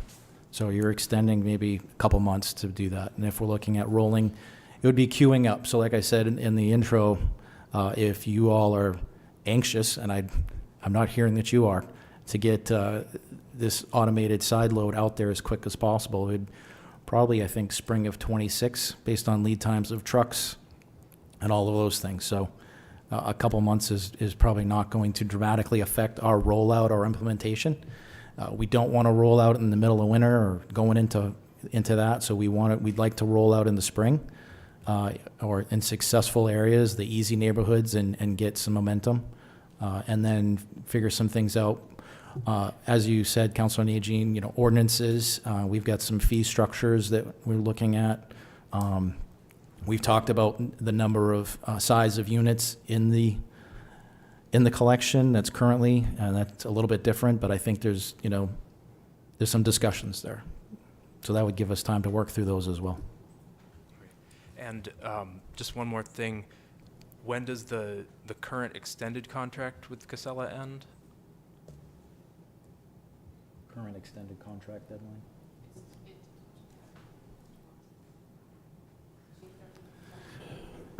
So this time next year, June of 25.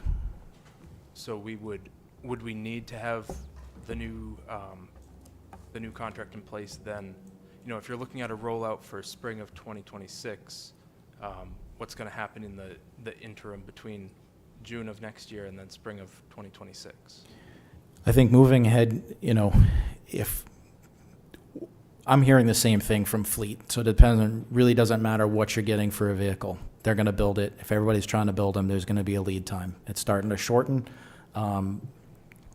So I think if we were switching vendors, there may be some discussion there with when does the current vendor stop and when do the new services start. But I think we'd need to negotiate or extend until a next vendor would take place. If it's the same vendor, then I think we would roll right into it. Okay, thank you. Yep. Councillor Sol? I almost forgot. We had talked about the hybrid system. Right. So it would be curbside and manual, which a lot of areas in Lewiston is going to require. Do you know if Waste Management is going to be willing to do that? From what I both? understand, in the built-up urban downtowns, I mean, that's what you're looking at. And some of these are they call them a pub truck. So it's more of a mechanized way to at least pull it from the curb towards the truck and then get it into the arm and lift it up. It's still going to take somebody on the ground to, if they're 3 or 4 rows deep, kind of move them to get them into the arm. So that's industry standard from what I understand. Councillor Glant, did you want to chime in? Thank you, Mayor. And I have a grave concern, that's one of those tough words, about saying to a vendor is, you didn't get the deal, but I want to extend you for 6 months, because it ain't going to happen. So anybody else who thinks that's going to happen, whoever gets the bid needs to be able to stand up day one. No learning curve. And that's the concern I have with bringing somebody else new in, because if we do that and we save $100,000, we could have more complaints and problems going forth. So that's again why I support keeping with the person who knows what's going on and going with the new system. I think it just makes good sense. Councillor Chittum? Director Gagne, who would be negotiating with Casella were it to come to that decision? We would start initially with staff, but I would defer to administration to see if we'd want a council representative. We'd run it by our legal team after we got some things, and we'd definitely bring it back to you guys to say, and we're in negotiations, so it could be executive session, but we'd bring it back to you to understand give some feedback on what we're hearing, get some direction from you all about what direction you'd like to go, and so it really hasn't been established yet, but it's not going to be a one-person show. It's going to be a team effort at Public Works and Admin, and then depending on what involvement you all choose to take. So, And you want a decision on this tonight? I would prefer direction which way you all would like to go. Right. We can start working on a bid package, and we know there's a short list of people that will bid. We want to set aside, we want to make it fair and biddable and have some options in there so that we don't have to change or do an addendum. But if you want to start negotiating, then we have time for either one. So if it's not tonight, but right now we're in a holding pattern. I would like to make it tonight, and I hope the other councilors agree. Yes, Councillor Longchamps? I would like to stay with Casella, so option 1, and I do like the idea of the 10-year contract, so I just would like to share that. Thank you. Councillor Najin, yes. As far as the competitive bid process is concerned, just what I would say is get the quote from Casella. Find out how much it's going to cost to renew based on 5 years and 10 years. And when you present that information to us, then I guess we could make a decision if we wanted to go to a competitive bid. Why not? Okay, hold on. Councillor Gallant, please finish, Councillor Najin. Would there be an issue with doing that, or? So they're basically submitting a proposal and showing their hand in a non-competitive process. So then, in the last bid, there were 2 there, and Waste Management did bid, and their price reflected that, and they weren't quite sure how Casella got the price where they got it. And how long ago was that?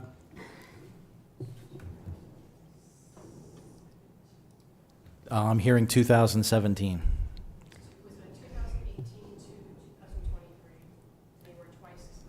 2018 to 2023 is what I'm hearing from my deputy director. And the price of the second low bidder was 2 times the price of low bidder. So putting together a bid package without showing one vendor's hand is really what we try to do. That makes total sense. You're not providing us with a lot of guidance to give you an easy decision. So This is, again, I I mean- would like to go back to the competitive bid then, to be completely honest, because by the time that the trucks come, we need that window anyways, right? So. There's a lead time on trucks. I mean, to be fair, this is not an easy decision, right? I've given you all the information. I think you've heard where city staff has some preference to the existing vendor because it's easy, right? It's who we know. But realistically, you guys are the vision. So the heartburn of my trash isn't picked up, or I can't park where I want to park because it's collection day, or I don't know which you guys are going to get it, and then I'm going to get it, and admin's going to get it. So the reality is we're going to be in this together. So we can go whichever way you'd like to go, but I'd like to do it one way or the other. I really, we can't go halfway, I guess is the thing. And I give you an example. We did a project where I was doing some research to replace the pumps at Public Works. I talked with a local vendor and I did what was reasonable without tipping their hand, and then we put a bid together. But we tried also not to give preference to that person. It's really not a competitive bid, is it, when you slant the bid specs to be who you want it to get. So we want a fair and public process if that's the direction we go. Anything further, Councilor Najin? Councilor Roy. Thank you, Mr. Mayor. I just want to reiterate what I said before. I can't see putting any more tax burden on the taxpayers. I can't. So I would be in favor of looking at a competitive bid for this, only because from what you said, it does seem like we should stick with Casella, but at the end of the day, I would be kicking myself if I didn't say I think we should open this up, because I, at the end of the day, can't see it in my brain to pass on more bills to our taxpayer. I just can't do that. Councilor Chittum.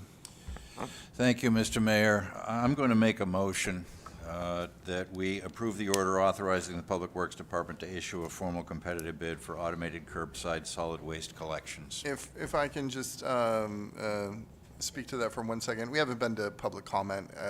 If it's okay, if we can hold off on a motion until we go to public comment, I would appreciate that. Typically, don't we have a motion before public comment anyway? This is a two-part, we were given options here. I understand. Yeah, if you would like to make a motion, we now have a motion on the floor. Do we have a second? I would second that.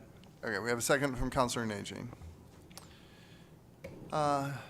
Yes, and anything, before we go to public comment, anything else you'd like to add, Director Gagne?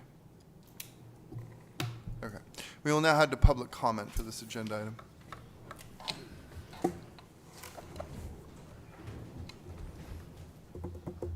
Robert Reed, Ward 7.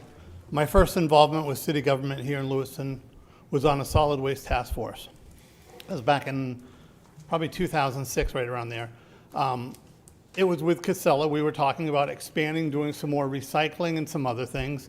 Casella was a great host. I will, in full disclosure, say they did give me a box lunch one day in Geneva, New York, when several of us on the task force and several city members met there to see a larger operation. So full disclosure, yeah, they bought me off for a $10 lunch. Other than that, I don't know anybody at Casella, but I will tell you they've been good stewards for Lewiston.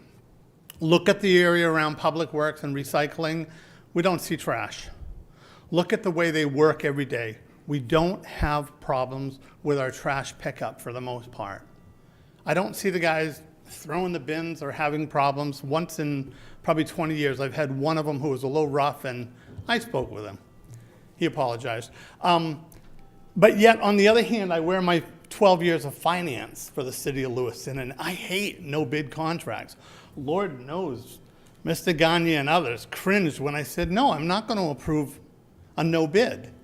And in most cases, it was right not to. This is the exception. I don't think you're going to get a better price by going out to bid.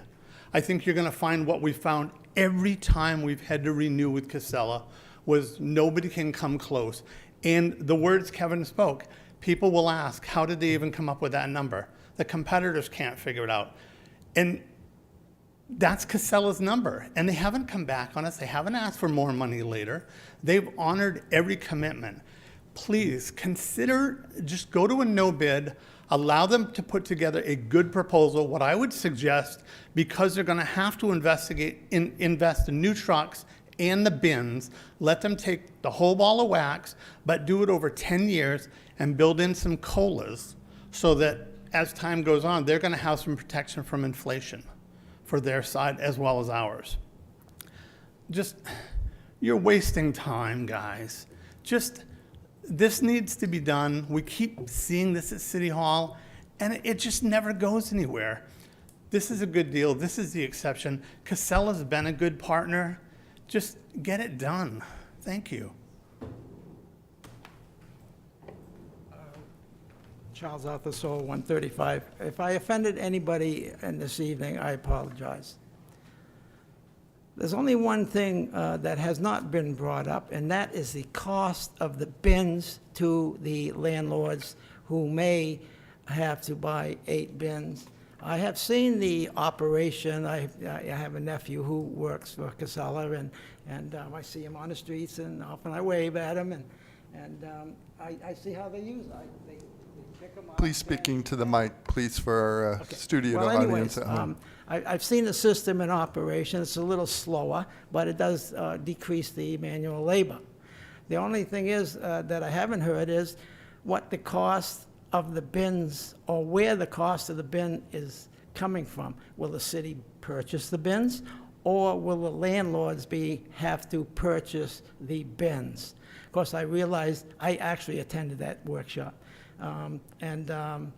I realized that some areas of the city will be on the old system, and some will be on the new system. So if one would explain to me what the cost to the landlord of the bins would be, I might be inclined to agree.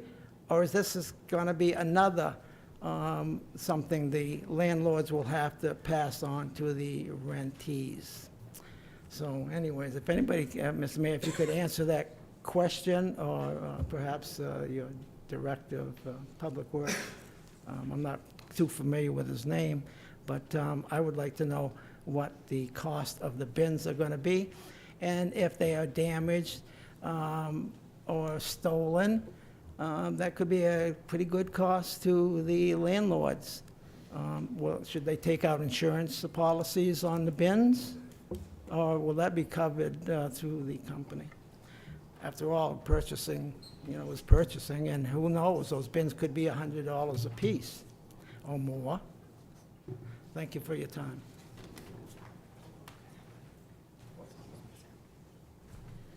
Hi, Wendy McPike. I'm an Auburn resident, but I own properties in wards 1, 3, 5, and 7. This is a big decision. We're looking at it as landlords and what that's going to look like. But regardless, as a taxpayer, I appreciate the bid process, even though the end decision will, I think, going to end up back with Casella. As a taxpayer, knowing that you've done some due diligence to try to make sure that the cost is going to be in a good place for people, I think that matters. I know it's going to take a little bit more time, but it sounds like the timeline's still going to be okay for that. So I personally would appreciate a bid process, even though the result may be the same, just so people aren't like, well, why did you do that? You might have gotten a less cost somewhere else, and blah, blah, blah. So anyway, that's my 2 cents. Further public comment for this agenda item? Back to the council. And, Director Gagne, do you mind coming back to the podium and, I guess, speaking about the cost of the bins and who bears that? So in the FY25 LCIP document, page 86, we were looking at 64 and 96 gallon containers. I think approximately 10,700 containers, and we were asking for probably $1.6 million. So some of this is going to come down to, like Councilor Najin and had alluded to, what our ordinance is. You know, what do you all want to do? Do you want to give everybody a bin and then have them pay for the replacement? Do you want to give a multi-unit, one per, you know, as part of their taxes, or do you want to have them pay, as was mentioned before, they get one free one and with their taxes, even though there might be a 5-unit and they're going to buy 4 more. So some of that is a policy decision, but that's why, you know, we did talk about this during budget process. That's a lot of money. We've got other interests right now and trying to put that in the package, in the either a 10-year service. Councilor Najin. So that's an interesting piece that you brought up. There was some math that was done recently concerning the single-family household and what they actually pay for trash service versus what we're charging for multi-units. And so I think that we should be working through those pieces right there. I also think we should be extending recycling as far as we possibly can. In the community in places where we can. I think that the RFID chips are brilliant when somebody does steal your can. And so, you know, there are certainly benefits to going to a competitive bid process, and I do not want to bond for these trash cans, nor do I want to be in a situation where they're city property that we're maintaining. So those are the two things that I think will be boondoggles for us. You know, bonding $1.6 million for recycling bins doesn't make a lot of sense to me. So those are just my pieces. Yes, Councilor Glant. Thank you, Mayor. I want to apologize to Councilor Jean for speaking a little bit out of turn earlier. It kind of rubbed me the wrong way, and I apologize. I'm still for the COUNCILOR, and I keep hearing taxpayers and saving money. Every hour we invest into this bid process pushes down the road. Every hour we're going to have to invest in figuring out ordinance changes and everything else. So if you think it's going to be a lot of savings, truth being said, it's going to be a lot of time. So I think we need to take in consideration, do we want to get this thing going, or do we want to kick it down the road and get maybe 2 competitive bids, one which nobody else in the state's using, pretty good indicator in my opinion. You know, if half the state was using someone else, I'd be right on board for a competitive bid. You know, but I'm not, simply because I don't want to be the only wheelhouse and they decide, well, we're not making money in Lewiston, we're leaving, where are we going to be at? And they're not even in Maine to start with. So I have a problem with that. So mine will be to vote against the amendment and to put forth an amendment that says we're going to go with a single user.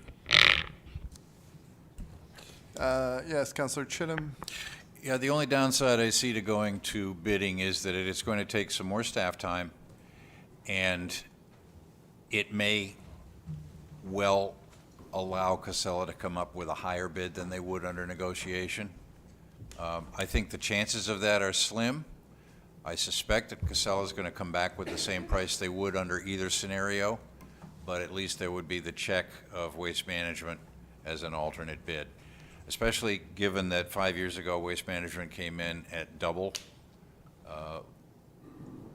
It's almost a foregone conclusion, but I can sleep better at night knowing that we have asked the question, is this a legitimate price? Without going to bid, we won't know the answer to that. Further comments from the council? Madam Clerk, do you mind reading the motion on the table? Sure. It was option number 2. So the motion is to approve the order authorizing the Public Works Department to issue a formal competitive bid for automated curbside solid waste collections. Thank you. Madam Clerk, please call the vote. Councilor from Ward 4? Yes. Ward 5, No. Ward 6, Yes. Ward 7, No. Ward 1, Yes. Ward 2, No. Ward 3.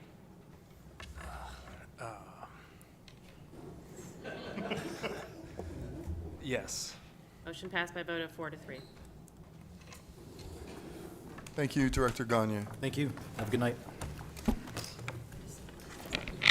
I believe we're on item number 7, Madam Clerk. Item number 7, amendments to the traffic schedule to add time-regulated 15-minute parking from 9 a.m. to 9 p.m. on both sides of Walnut Street between the intersections of Pierce Street and Bartlett Street. Requested action to approve the amendments to section 21 and 23 of the traffic schedule to add time-regulated 15-minute parking from 9 a.m. to 9 p.m. on both sides of Walnut Street from the intersection of Pierce Street to Bartlett Street. May I have a motion, please? So moved. Councilor Chittum, second by Councilor Sol. Chief St. Pierre, thank you for joining us. You look fabulous. So this was, please kick us off. this was brought about last council meeting as a consent agenda, which is typical. However, the council wanted a little bit more discussion about this, so that's why I'm here tonight. Ultimately, it's your decision what you want to do. We favored it, as well as the Public Works.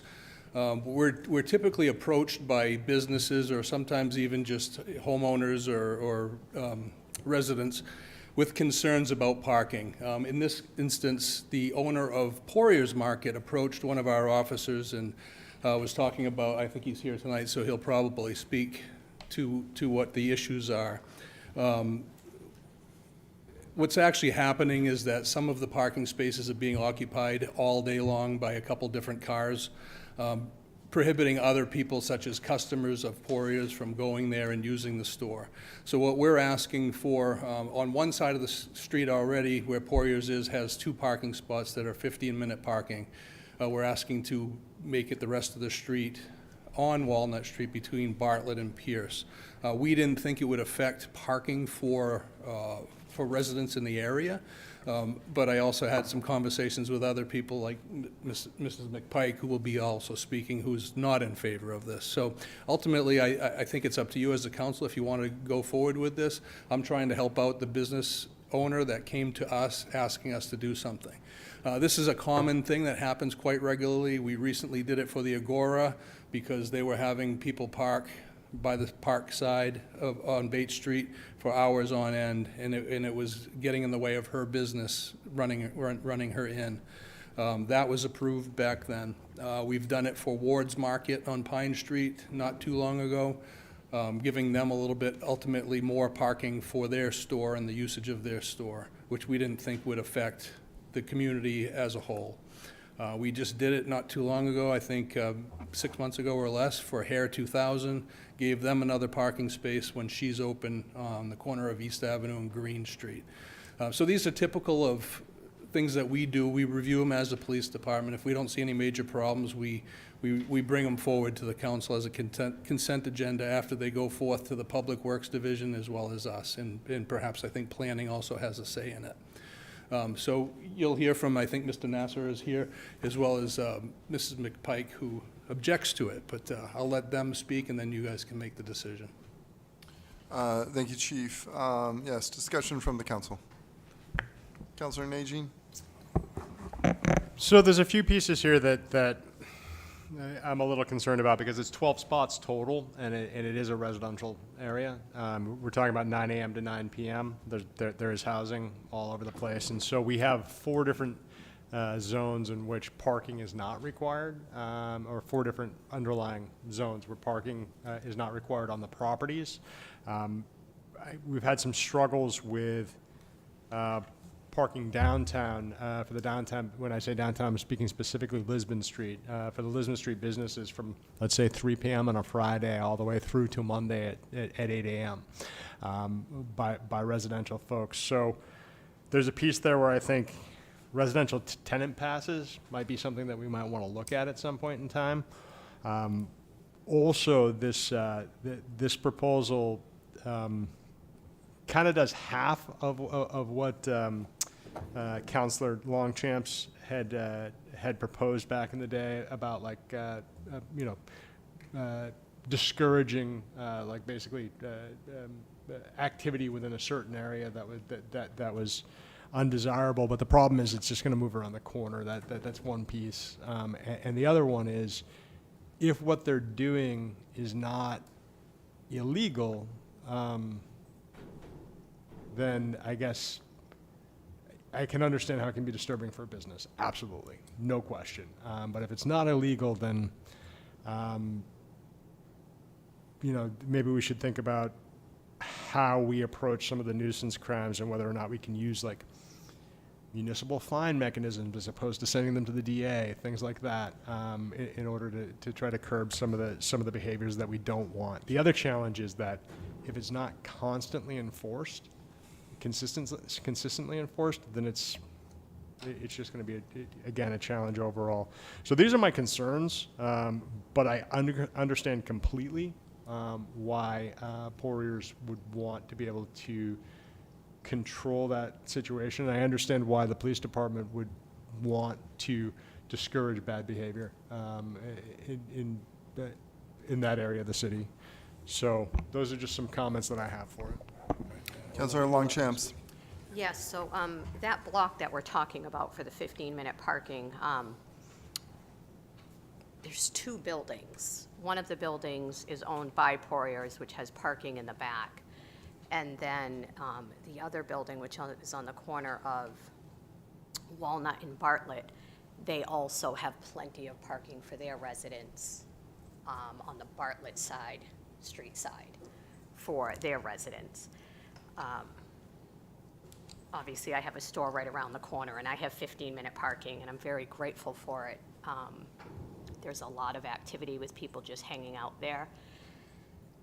Whether it's illegal or not, when you're talking, 10 to 15 people that are just hanging out in front or across the street all day with their, music blasted, and it can definitely deter customers from doing business with you.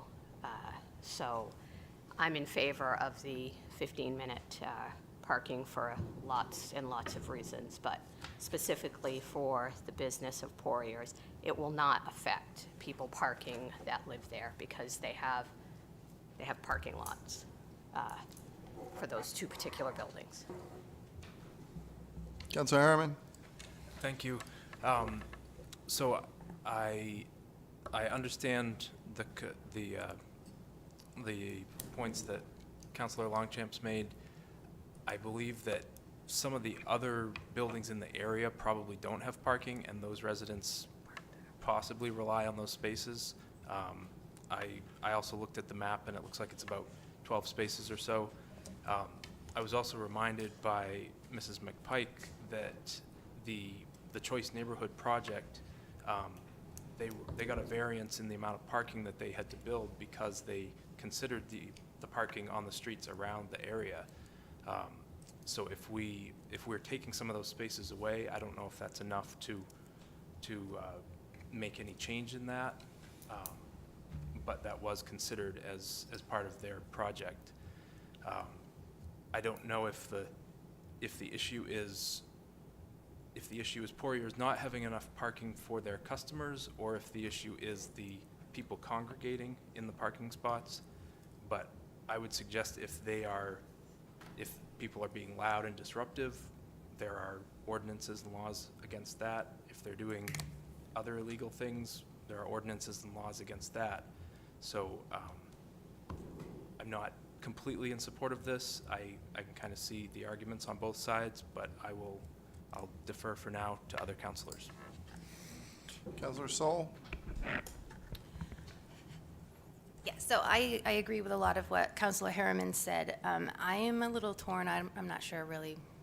I'd like to hear public comment, but I didn't know no loitering. I don't know if that would make a difference, or maybe 15-minute parking only on one side of the street. I don't know, but I'd like to hear some public comment. Unless you have, would no loitering sign help? Well, I don't know if no loitering on a public street would be, Well, in front of his anything store. that we could legally do. to limit a parking for a certain amount of time, and we can alter this. It doesn't necessarily have to be 15 minutes. We could say maybe 30 minutes. This has a prescribed time limit, during the daytime, 9 at night till 9 in the morning when the business is typically open. We could alter it further. He currently has 2 spaces in front of the store on that same side, that's 15-minute parking. We could maybe just add 2 of the other spaces across the street That and was my other not question. include all Yeah. of the other 8. These are all things that we can certainly throw in there, change, alter, whatever flavor it is you folks have. We want to do what's right for the community. We're the police department. We want to be able to enforce, and it gives us another tool really to move people along. If something has a 30-minute parking and somebody's there for 45 minutes or an hour, it gives us the power to move them along. Despite what they're doing, if they're not doing anything when we roll up, we still have that tool to work with. Thank you. Councilor Chittum? Thank you. Yes, I'm still unclear as to what the motivation is. When I first read this request as it was a consent agenda item, my overwhelming sense was that this is using the wrong solution to address the problem, which is not necessarily inadequate parking for the market, but rather disruptive influence. The comments are talking about legitimate parking. I'm not sure what legitimate parking is. And it struck me as being, we're going to use the parking ordinance to try and change a behavior. As I think Councilor Najin said, if you put limited parking in this and you change the behavior on that side of Walnut Street and that one block, that behavior is going to move somewhere else. And it's like the P game, you're just going to shuffle it around. And I'm wondering if there isn't another, if the problem truly is disruptive behavior of people who are spending all day parking in those no-limit parking spaces on Walnut Street, if that is the problem, then really there ought to be another way to address and to solve that than artificially putting a parking limitation on it. I will note that in my research, and I've been known to be wrong, Walnut Street has 5 time limit parking spaces for the entire length, from Bates Street all the way up to Bartlett Street, I think. 2 of them are 15-minute spaces in front of the market, and there are 3 one-hour spaces between Horton and Howe Streets. There is one or two sections that are completely prohibited, and the rest of it is open parking, except in the wintertime on the south side of Walnut Street. Then no parking is allowed at all. So there's a spotty parking limitation all along that whole length of street. And I'm wondering if maybe a comprehensive look at how many dwelling units are there, how many parking spaces are being provided, do a parking study before we start throwing up 15-minute signs to address what, in my perception, is not a parking problem, but rather a behavior problem. Thank you. Yes, Councilor Roy. Thank you, Mr. Mayor. I'm thinking, maybe looking halfway in the middle here, maybe 2 parking spots on the other side of the street, and then seeing how that goes for a period of time, and then bringing that back. That might be a good compromise to what's going on, because I do realize the lack of parking down there for some residents could come into play, but I also realize the lack of parking for a business that we want to have, doing business. So I think maybe looking at making 2 parking spaces on the other side of the street, so that would be a total of 4 time parking spaces, and going that route and doing, seeing how that goes for a period of time. That would be my suggestion. Yes, thank you, councilors. We have an individual here who's just trying to run his business, and this is a time-tested tool that's, as the chief mentioned, is a tool that's used to help reduce, people congregating, and then people using spots all day that could be used for customers. And, I was the one who helped, with the Agora and their spots. And what was the other business you mentioned, Chief? Hair 2000, Ward's Yes. Market on Pine Street. Right. And Those are the ones I recall anyway. Right, and this is just the path of least resistance. We're modifying these spots, and it's going to help with behavior. And yes, we have ordinances. The police can't come around like every 15 minutes to move people along. This will help address things and make it easier for everyone. Councilor Najin? To that point, I can name several businesses on Lisbon Street that would absolutely love to have 4 parking spots. Absolutely love it. And meanwhile, when we're talking about those situations where the majority of that neighborhood is residential. And so again, like we do have to figure out something about like residential parking, how we get residential tenant parking into areas where there is new buildings that will be built that don't require parking, because people have to be able to park to go to their housing. But that's the only point that I have to make on that. Councilor Chittum, yes. Yes, Mr. Mayor, to your point, if we're not going to have somebody up there every 15 minutes to move people along, how are we going to enforce a 15-minute parking limit? I think the public, once they see a 15-minute parking limit, for sure, there's going to be some people that overstay, but in large part, it does, change behavior. At this point, we will go to public comment, yes. So this is Mohammed Nasir from Porias Market, and some customer come there maybe 9 o'clock in the morning, 4 or 5 hours sitting down in front of the store. Sometimes I have a delivery people, they cannot even park their truck and bring the stuff in my store. Customer come to the store, they don't even have a parking, they cannot even do the shopping here, and they gotta leave. And a lot of time customer complaining, we come to the shopping and they don't even have a park to come to the store. In front of the store having some people hang around loitering and parking the car, and all day long they are talking over there, hang around, music, and they're just it's bad for the business, and people cannot come and park. So I like to have in front of the store, at least, in front of the store and my apartment, And I have for my apartment, we have a back, I have a parking spot for my tenant. And so that's why I like to have at least in my apartment next to the Porias Market, we have an apartment 4 unit, and my store at least in front of the store and my apartment, I like to have a parking, 15 minutes parking, please. That's going to be big help for us as a business.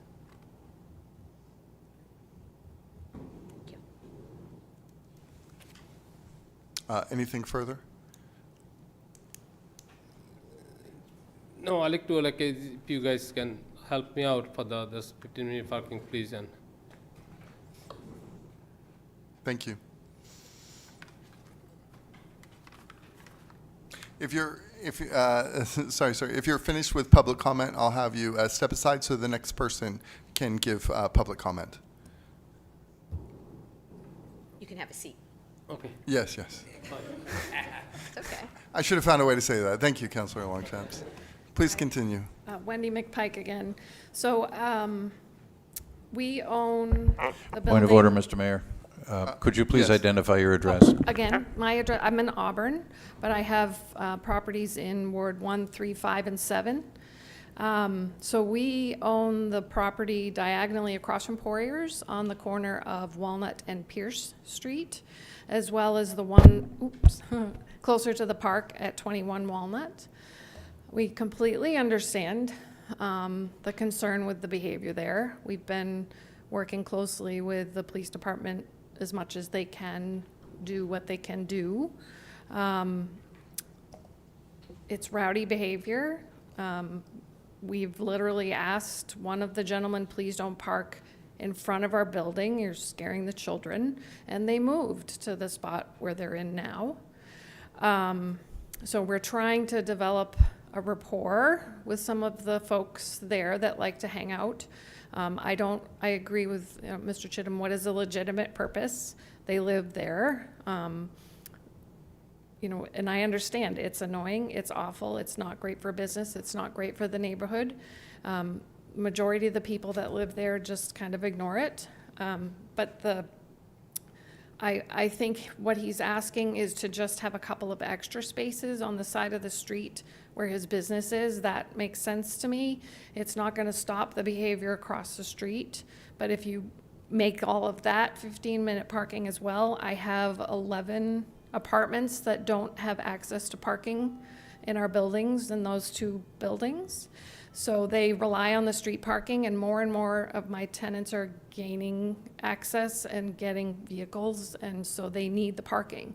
And in the winter, when that side is closed in front of the building, they have to park somewhere else. So it's a, you know, what do you do? So if there is illegal activity, we want that addressed, and there is some, but when it's not illegal, what do, you know? So I just think a few more extra spots might solve the problem temporarily. It's not gonna stop the behavior. They're just gonna move down the street or around the corner because that's where they like to hang out.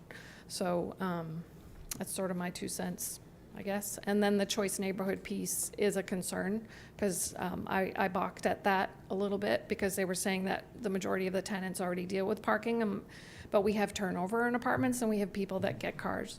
So it is going to be an issue when all those choice neighborhoods are up and running. So that's my 2 cents.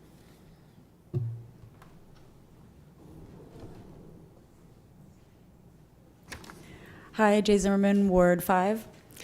I, like many who have spoken already, would like some clarity about whether the owner's issue is with the availability of parking or with the presence of people hanging out across the street from his business. As Councilor Chittum said, we have to consider if this is actually a parking problem or if it's a behavior problem. If it is a parking problem, are we to believe that potential patrons of Poiriers are not going to the store because they can't find parking? And I ask this in good faith, who drives to their neighborhood market? I certainly do not, unless I happen to be passing it in my car on my way to somewhere else. I walk, it's a neighborhood market. So my question is, how will changing these parking regulations help Poiriers increase their business? If the concern is actually the behavior of people hanging out on the block, then, as many have said, we need to consider, is the behavior illegal? If it is, then we have existing regulations to enforce. If it's not, is it fair to make that behavior illegal by changing parking regulations? And if we change the parking regulations, is that going to make people change their behavior? If they're already not respecting the time limits in place now, are they going to respect new time limits? It sounds like if these new parking regulations go ahead, the business owner will have more opportunities to call the police to that block. And our police representative just confirmed that this would give the police more opportunities, more tools to move people along.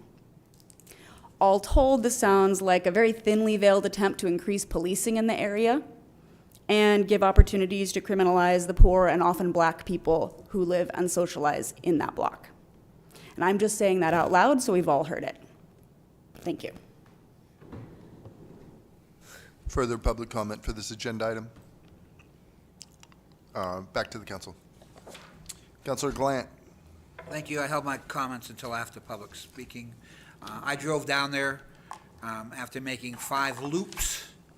I was able to find a parking lot, not one of the 15-minute ones, and in the course of an hour and a half or so, throughout the day going through, the same cars, the same people were there. So it's an issue in that area. I believe that 4 units, parking units in front of the store probably would be a good solution to start for everyone there. And if it comes down to, unfortunately, for our police to be called more often down there, that may be the way to try to deter some of this.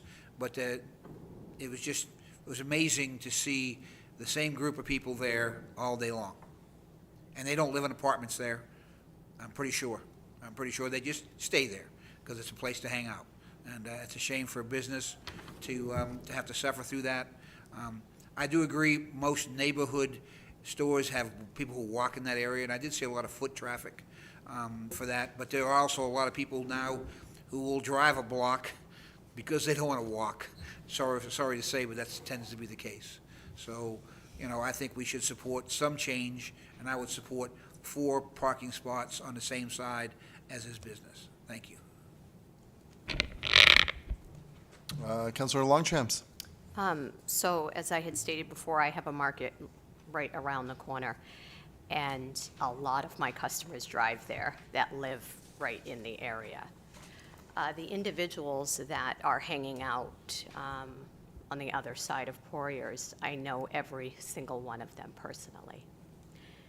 And although I care for them and like them, they respect me, I respect them, but I damn sure wouldn't want them hanging out across the street of my store. For lots of reasons. Yes, we can,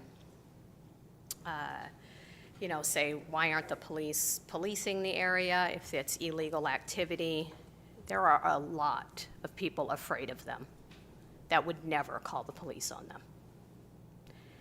What they're doing is wrong. They know it. I've said it to them, and that's why they wouldn't dare to hang out across the street from my store. I am in favor. I believe that we need the 15-minute parking there. Do I think this is just an issue about 15-minute parking for customers to go to the store? No. It's a group of people that are hanging out, whether you're black, white, Chinese, I don't care what you are. Those individuals that are there are not being productive. They're not contributing to our community in a positive way. They know it. I've said it to them. And we need to, yes, is 15-minute parking, maybe that's kind of a different way of approaching it, but if that's the only way we can do it to make it safer for the kids that families would like to send their kids to the store, but can't because of those individuals that are hanging outside there. And those are the facts. So I think it's unfortunate that we're not doing the 15-minute parking across the street, not for Poiriers, but for our community.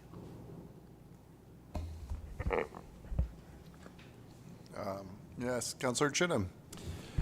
Thank you, Councilor Longchamp. That was a heartfelt and honest appraisal of the situation. I concur. If this is a community of ne'er-do-wells who are not contributing to the community, prohibiting them from that one stretch of Walnut Street is not going to address the problem. You have, by your forthright approach to them, driven them away from Pine Street. Yep. They've moved over to Walnut Street. If we move them off Walnut Street, they will move to Pierce Street. They will move to Horton Street. I don't see that as the solution. I think that we need to be creative in coming up with ways to discourage that behavior other than simply saying you can't park here for more than 15 minutes. Now, as to Poiriers Market, I like very much the idea of dedicating a parking space or two, if they will fit, between Horton Street and, between I'm lost. Right across the street from Poiriers Market. There may be space for 2 cars in there before the driveway. There may be only space for 1, but I would like to see that section of Walnut Street with 15 minutes on the off chance that the unavailability of parking is the true problem. I don't happen to think it is, but that will provide 1 or 2 more 15-minute parking spaces for Poiriers Market. As far as the remainder of Walnut Street, I would not advocate any change to the parking time limits at all. I would, however, again stress that it's probably overdue time for this city to conduct a parking study overall, looking at the highly residential areas certainly as a starting point, but as Councilor Najin points out, there are parking issues with the downtown commercial district as well. I don't know when the last time a parking survey or study was done, but it may be time to investigate doing that again. So, if I can have the council consider, I understand that moving some parking or changing parking spot time limits are not going to solve, all the city's issues with this. But, this business owner is having issues right now. And I think, by making these changes, as Councilor Longchamp suggests, it will solve the problem for them. I understand that it could move around the corner or down the street or down to the other street or across town as it may be. But we are trying to, we have this business owner coming forward with some issues, and we're trying to solve them for him, so that way he can run his business. I wholeheartedly encourage us to support that. Councilor Najin, yes. So again, there are several downtown businesses on Lisbon Street and next to Lisbon Street that have asked for parking enforcement. If we dedicate 12 spots to Poiriers, the consistent enforcement is required. It's absolutely required, or else it's pointless. And so that's one. And then two, what do we say to the downtown businesses that have said, we can't get people to move out of the spots where we need to have our customers park? There has to be consistency with what we're doing. We don't favor one business over another. And so, I'm fine with the concept of 1 or 2 spots. I think that's something we can test out for sure. But I also don't think that if you're not doing something illegal, being in public, even if you're loud, even if you're annoying, even if people don't want you around, there's nothing wrong with that. There's certainly an issue with when people are doing things in public spaces that are illegal and nothing is happening about it. So, that's all I want to say. Councilor Roy. Thank you, Mr. Mayor. There's actually 2 business owners here that are talking. You have a business owner that owns a store. You have a business owner that owns apartments. So how do you make both of them happy, right? There has to be a compromise here, and I guess, like I said, if you designate whether it's 2 more on the same side of the street or 2 more across the street, you're trying to address a problem that allows more customers to go into a store, and you're also allowing parking for places that don't have parking already. So I think, and then we can monitor that, and if that still does not take care of the problem, we come back to the drawing board and we say, okay, like Councilor Chittum says, is this a problem that, is for parking, or is it a different problem? I think, baby steps at one point, we've got to take something, we've got to do something. And again, like Councilor Najin said, if there's nobody doing anything wrong, we have to take that into consideration too. We just can't say, well, you just can't hang out there. It's a public parking spot. So I think, doing 2 parking spaces, whether it's on the same side of the street or, 2 on that side of the street and then 2 on the other side, helps alleviate some of the problem and some of the congestion. Councilor Sol.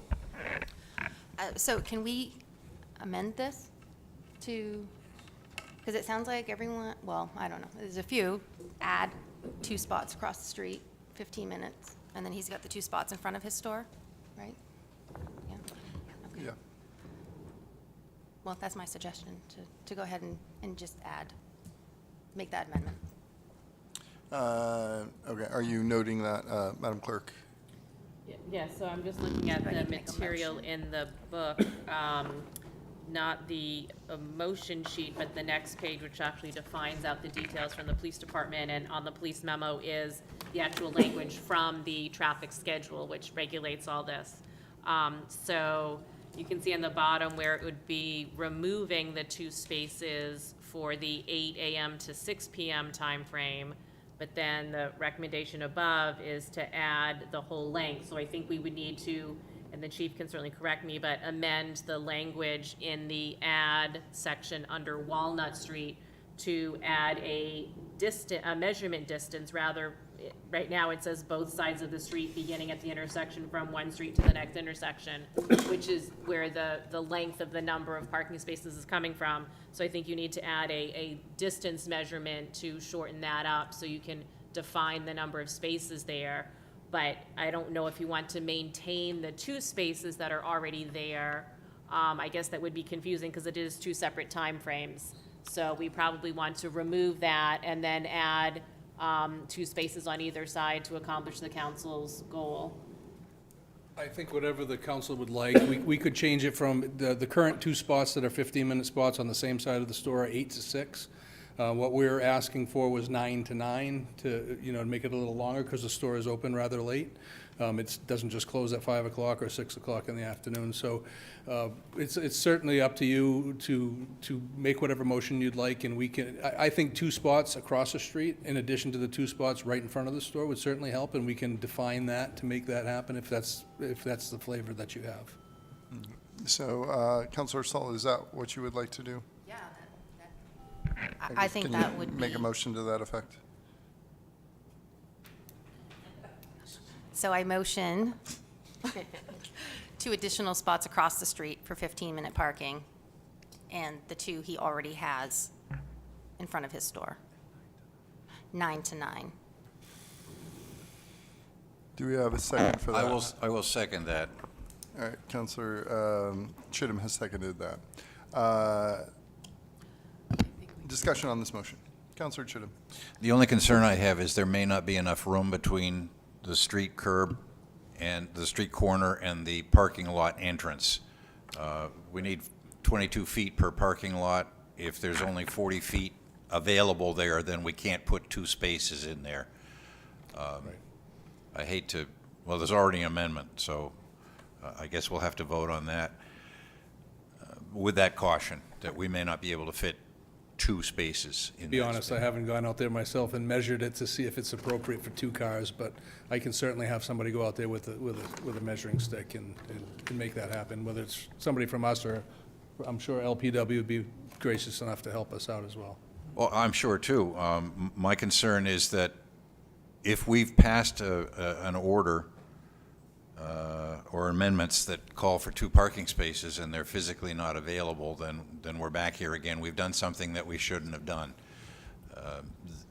The solution in my book is to table this until we've got definitive information about the distance and whether 1 or 2 cars will fit in there. I think the council as a whole is in favor of adding as many parking spaces at 15 minutes as will fit between the street and the curb cut or the entrance to the parking lot. And it will not exceed 2. I'm guaranteeing that. And I'm not certain, Madam Clerk, as to, since there's an amendment on the floor already, whether a motion to table is in order or not. And I hate to do that because this has already been tabled from 2 weeks ago. Right. But it seems to me that if we're going to do it, we really ought to do it properly. I would agree with Councilor Chittum. My one lament is that this was not earlier in the agenda. We could have sent someone out this evening to go measure, but Councilor Longchamps, yes. It's 2 parking spots. 2 vehicles fit there. It's 2. It shows right here. It's 2 vehicles. We're looking at the map here. Yes, it's 2 vehicles. Right, so On- we're trying to look at the GIS right now on the city system to see if we can try to figure out roughly if it's possible. While they do that, or sorry, Councilor Longchamps, did you have something else? No, I'm just saying that it is 2 vehicles because it's 2 vehicles that are always parked there. And Yeah, then- I think if you look at your packet, there's a couple photos that are in it, and one of them clearly shows 2 vehicles parked 2 there from the vehicles. corner to the entrance to the parking lot. That one. Yeah, just 2 cars. Well, as administration is working to confirm that through GIS, Councilor Najin, yes. I just want to bring up one point really quickly, which is that I certainly know that I sound irritated concerning the statement that the enforcement needs to be consistent, but the situation is our patrol officers don't have control over when they're called, why they're called, or where they're called to. We do not have a parking enforcement division. There's one person that works for us that does parking. And so when I talk about the irritation there, it's more about the irritation that it's not that the police aren't doing their jobs. They're doing their jobs. It's just that they cannot do the smaller nuisance enforcement when there are other priorities in the city. And so I just wanted to make that clear.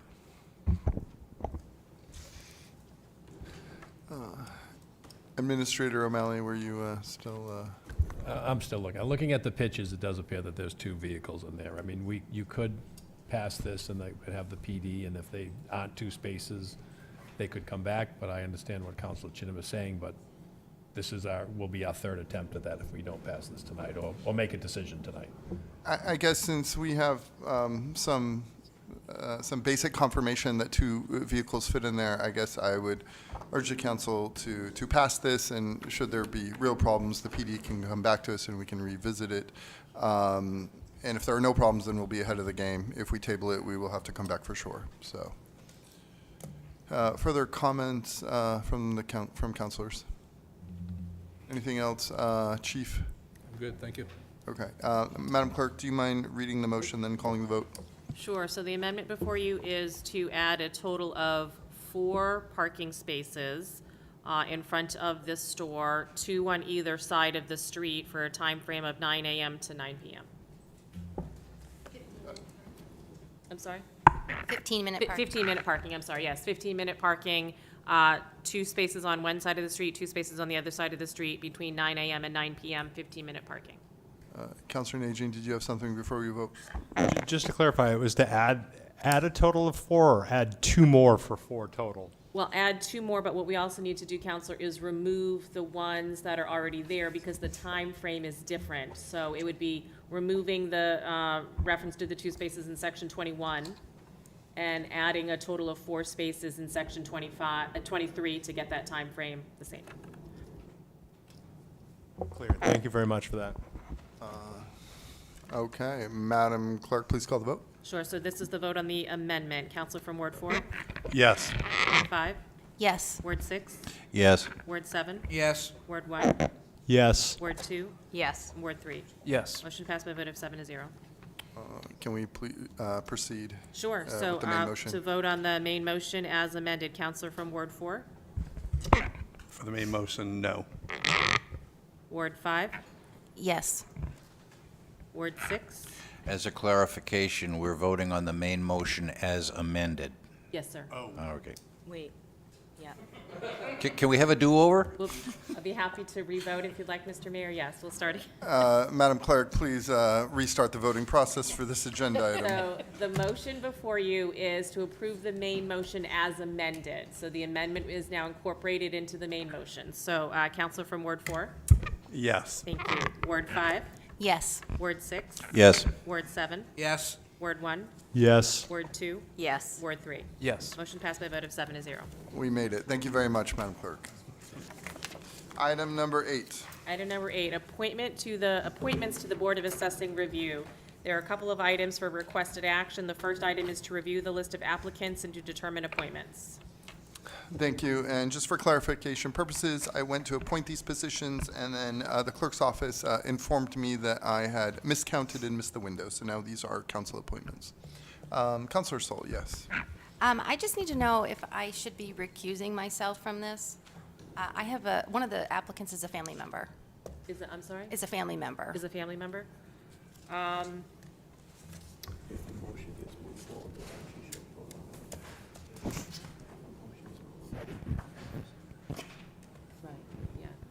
So there's going to be discussion right now. If a motion is brought forward regarding the appointment of one of those people who are a family member, then you should probably recuse yourself, yes, due to a conflict of interest. So I really can't because I can't put them forward if. Right. So just be quiet?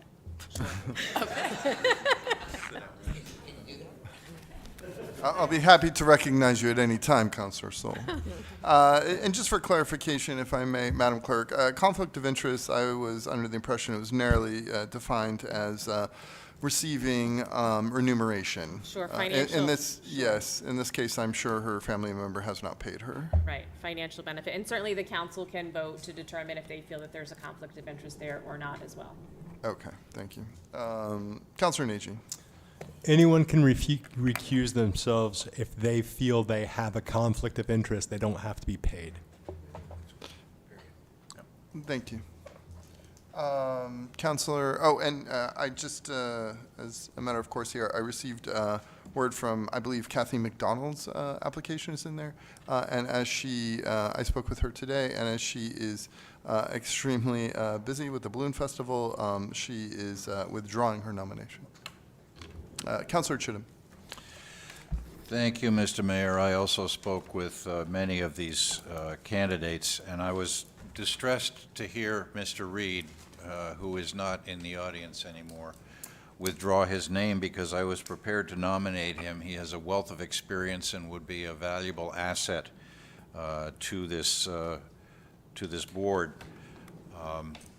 I'm sorely tempted to nominate him anyway, but I do have Mitch Roberge that I would like to put forward, and I wish that Mr. Reed were still here so that he could withdraw his withdrawal. So we have, you have put down Mitch Roberge, correct? I tried to put down two, but Mitch Roberge at a minimum, yes. Okay. Councilor Harriman.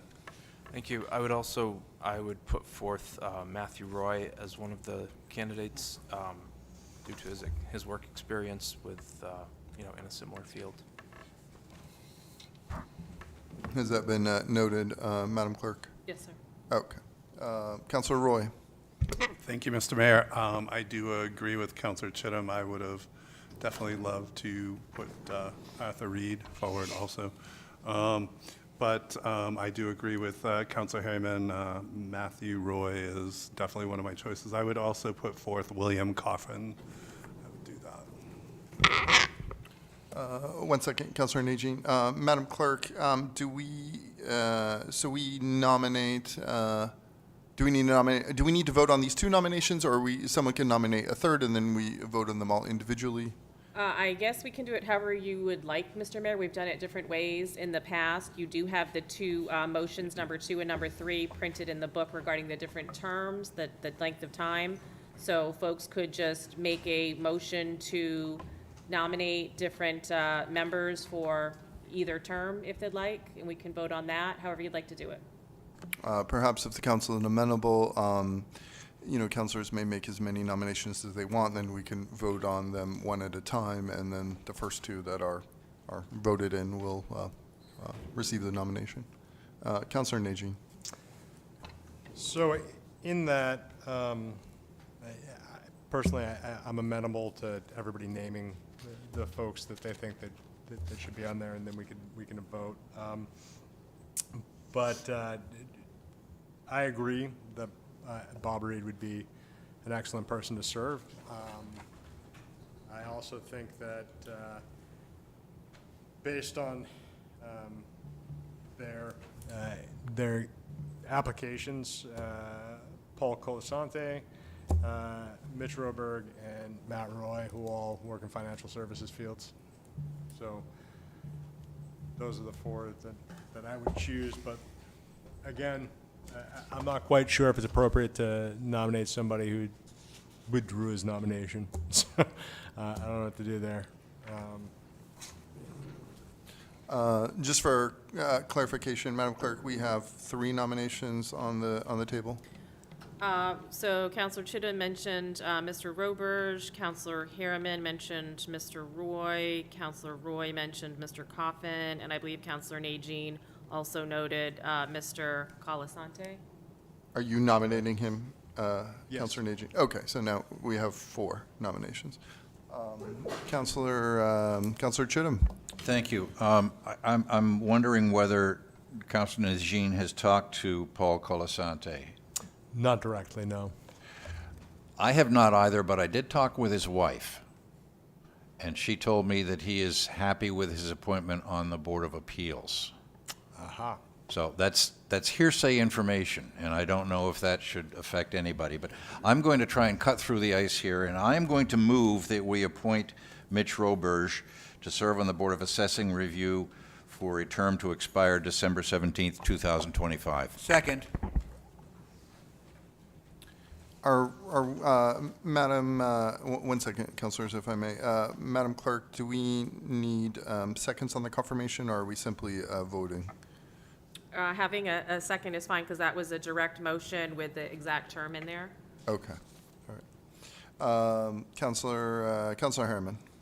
Thank you. I would also appoint Matthew Roy to serve on the Board of Assessing Review, said term to expire December 17th, 2026. Second. As a motion.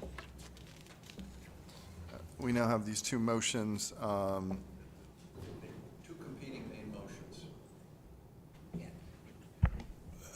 Please correct me, Madam Clerk. We cannot have two main motions on the floor simultaneously.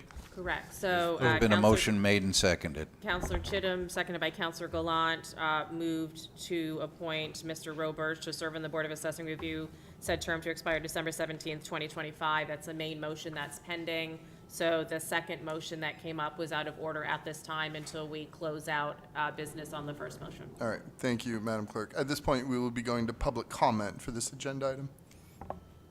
Is there any public comment? And back to the council. Discussion, Councilor Najin, yes. Thank you, Mr. Mayor. So this is a learning experience, I think, for all of us. But if nobody has any objections to the nominated person, I say that I would just move the question. Yes. Madam Clerk, we've lost a councilor here. It's all right.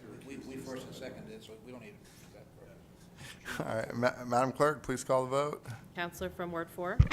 Yes. Ward 5 is not present. Ward 6? Yes. Ward 7? Yes. Ward 1? Yes. Ward 2? Yes. Ward 3? Sorry. Yes. And Mr. Mayor? Yes. Motion passed by a vote of 7 to 0. Yes, Councilor Herman. Now I would move to appoint Matthew Roy to serve on the Board of Assessing Review, said term to expire December 17th, 2026. Second. Further discussion on this motion? Madam Clerk, please call the vote. Counselor from Ward 4? Yes. Ward 6?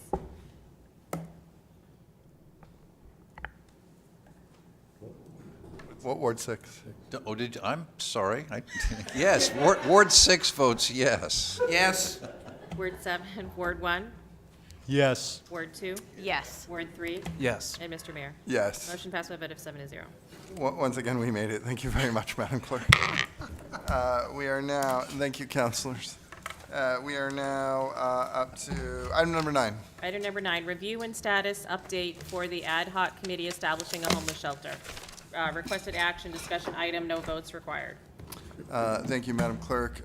Councilors, you received the email from me, but I will read into the public record the people that I would like to appoint. Jamie Cowett, Tim Gallant, Aaron Reed, Michael Roy, Craig Saddlemeyer, Chris Bicknell, Kevin Bulliard, David Bilodeau, Rebecca Austin, our very own Brian O'Malley, and Sonia Bermonte, Jeremy Hiltz, and Datsi Aponte. I'm sorry if I mispronounced that name. And that comes to, if my count is right, 13 people. And I would, we talked about Craig Saddlemeyer being a co-chair. And then I would like to put forth that Michael Roy, Councilor Roy, serve as the other co-chair. But your thoughts on all of that? Councilor Chittum. Mr. Mayor, I think you've made an admirable decision here, and your appointments are spot on. I congratulate you on your diligence and your appointing this fine select committee. Thank you, sir. I appreciate that, Councilor Chittum. Further, I do have a couple other things to talk about regarding the committee, but further comments on what I've already said. Councilor Najin. I'm in approval of the slate as well. I don't know if we vote to approve the slate. Obviously, we don't choose the slate, but are we going to give an opportunity for everybody to give feedback, or how are we going to handle it? No, this is, sorry, please continue. No, what I'm saying, forget it. Just, it's good. I like the list, so.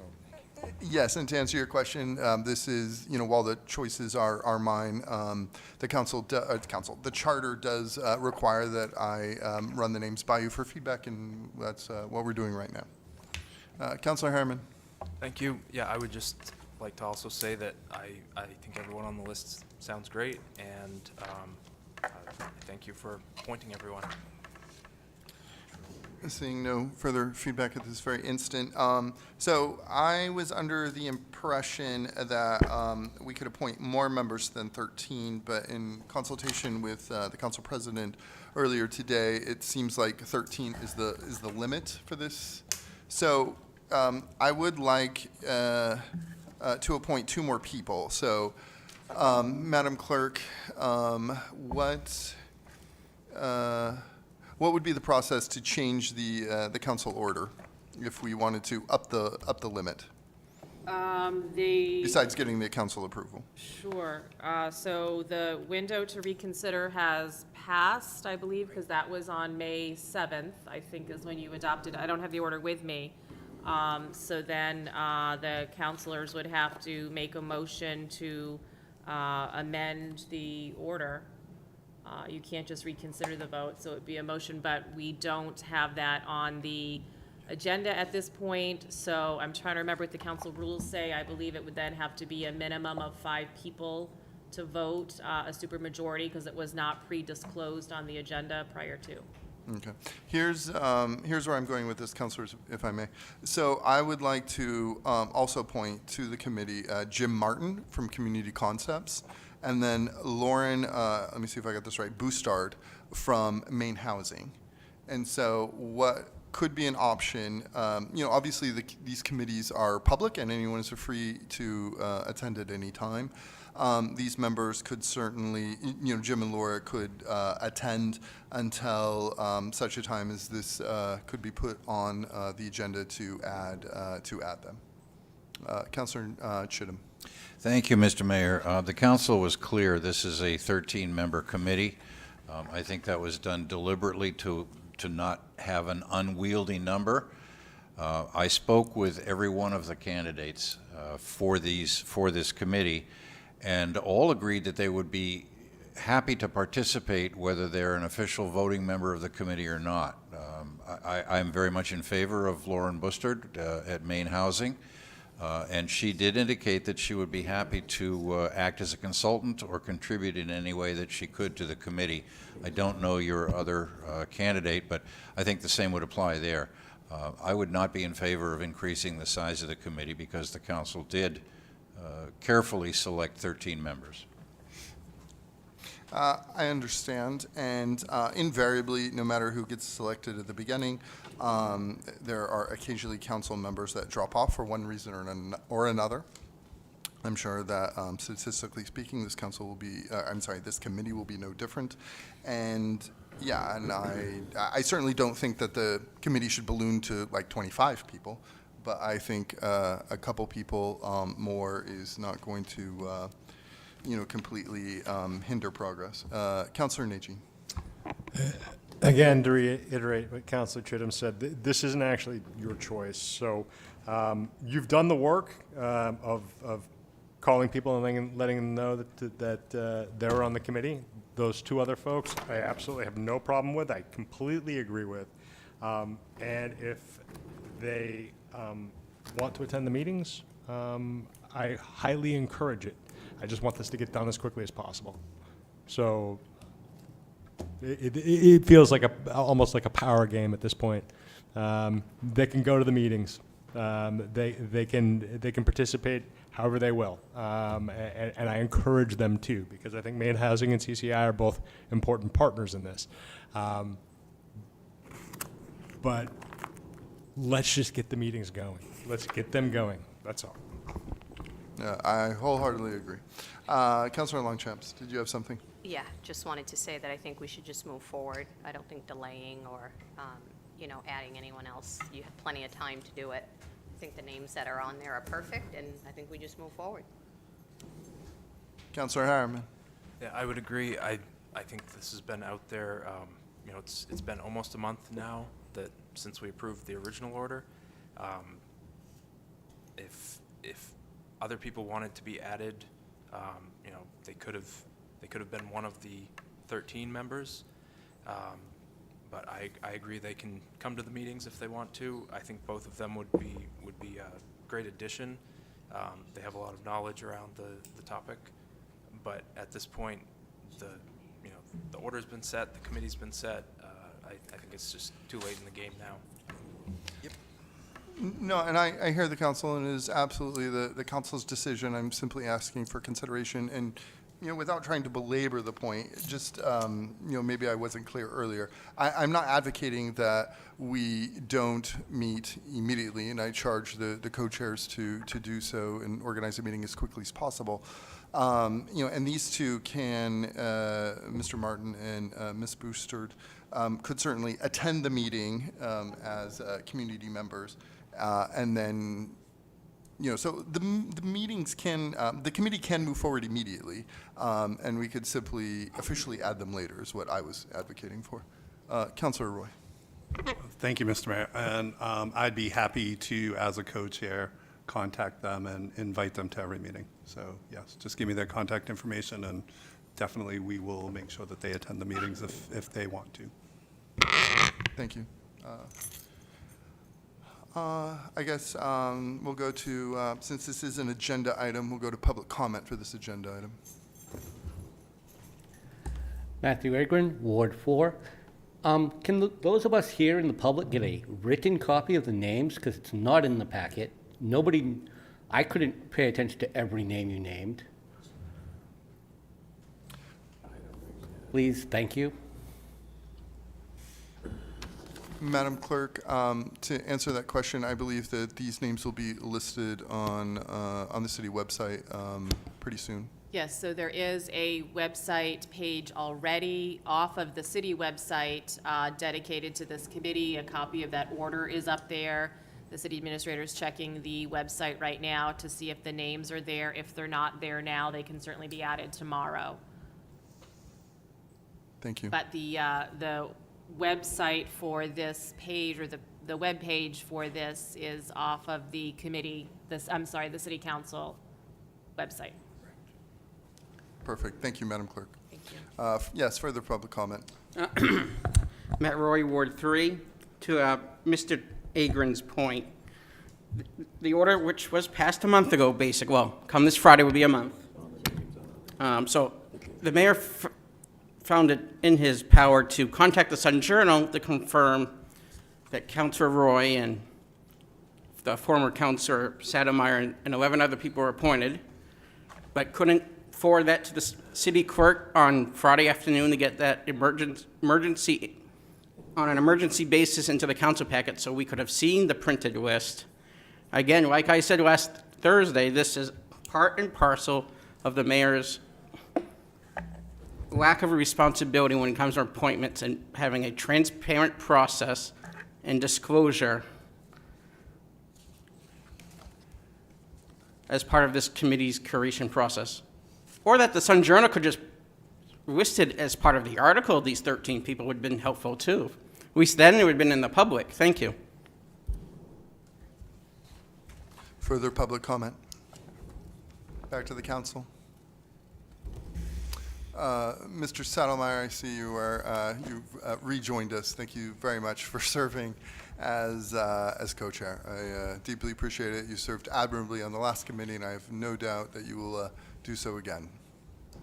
And now that you're back, Mr. Roy, I appreciate you serving as a co-chair on the committee. Thank you very much. We are up to reports and updates from councilors. Councilor Glant. Finance Committee still waiting for a new person? Thank you. I have an update. We have appointed someone. Madam Clerk, do you happen to have that name? I do. You appointed Hassan Goudi, G-U-E-D-I. Goudi? Yes. And I spoke to him, and he's excited. Could you spell that, please, Madam Clerk? Sure. H-A-S-S-A-N, first name, last name G-U-E-D-I. Thank you. Yes, Councilor Herman. Thank you. I had a couple things. So this evening, at the same time as our meeting, was the adult ed graduation for this year. Unfortunately, had to be here, but I wanted to congratulate all the graduates. And also, we had this past Sunday was the Pride March and Festival, and there are also other events going on. If you go to greatfallspride.org or on Facebook and Instagram, just look for Great Falls Pride. You can see the other events that are happening this week. It goes all the way through until Saturday. Further reports and updates from the Councilor Naji. Just really quickly, I was tasked with identifying a few organizations that would work towards hiring or the process of attracting a new administrator for the city, and I've done so. So we've got 3 firms that have put out information to us. We have to make a decision on, as a group, on who we're going to be working with in order to move that process forward. So I just want to let you know that the hiring committee has identified Management Resources, Eaton Peabody, and KMA as the 3 firms that will work with us. And it's going to be a question of which one the councilors decide to employ. So that information will be forwarded out to y'all. Okay.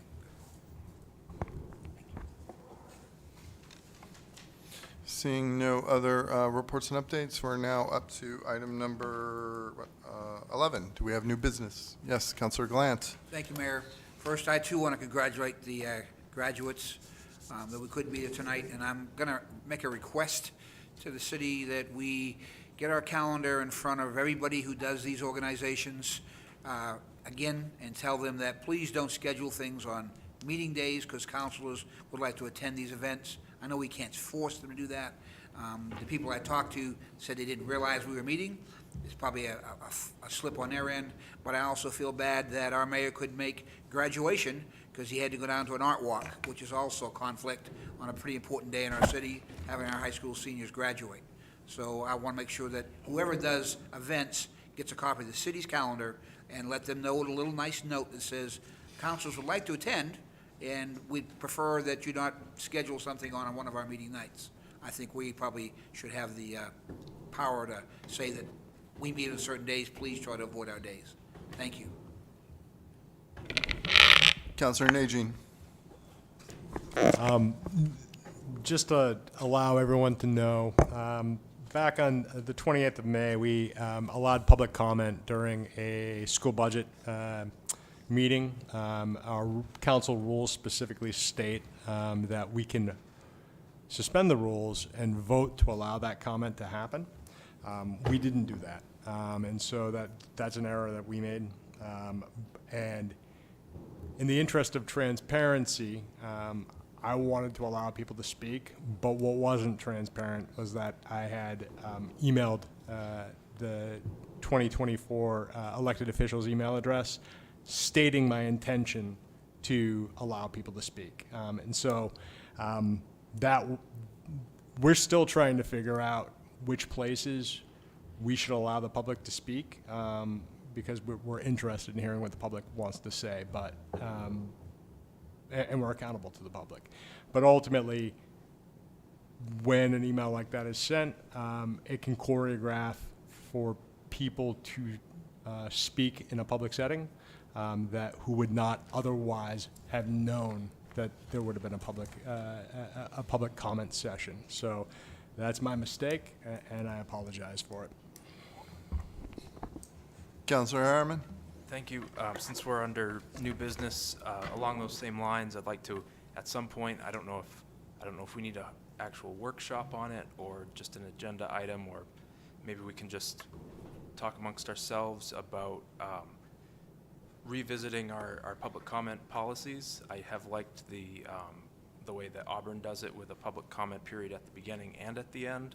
I also like Mr. Agron's suggestion that if we are going to plan on having public comment at a workshop when it normally wouldn't happen, that we do that ahead of time so that people know, that we do it at the previous council meeting.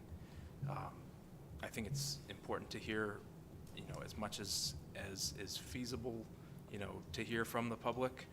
We can't necessarily have 3 hours of comment every night. It would get a little unwieldy, but we do want to hear from everybody and give everyone as many opportunities as they can have to let us know their opinions.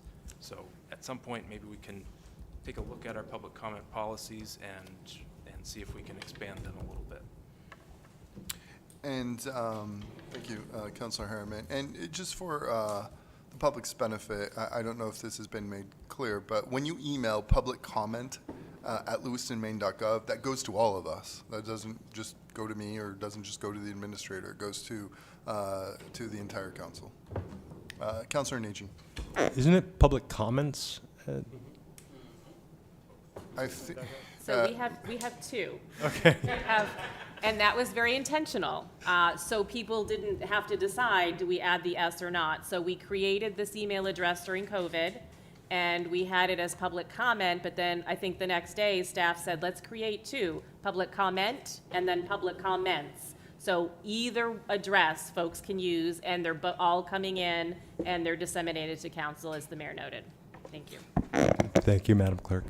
We're both right, Councilor Nagy. Seeing no other new business, I believe that we have, we're heading into executive session.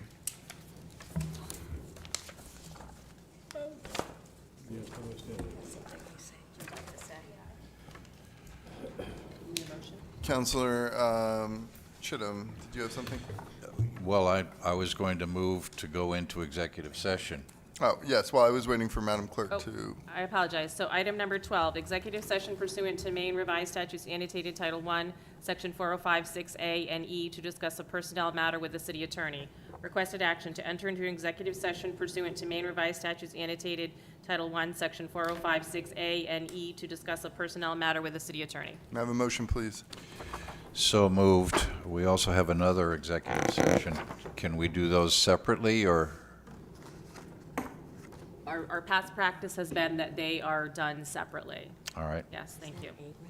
We have. Second. We have a second. Madam Clerk, please call the vote. Counselor from Ward 4? No. Ward 5? Yes. Ward 6? Yes. Ward 7? No. Ward 1? Yes. Word 2? I'm confused. I am too. I know what the no's for. I'm sorry. But also, there is a gentleman standing there. I don't know, does he talk after, or?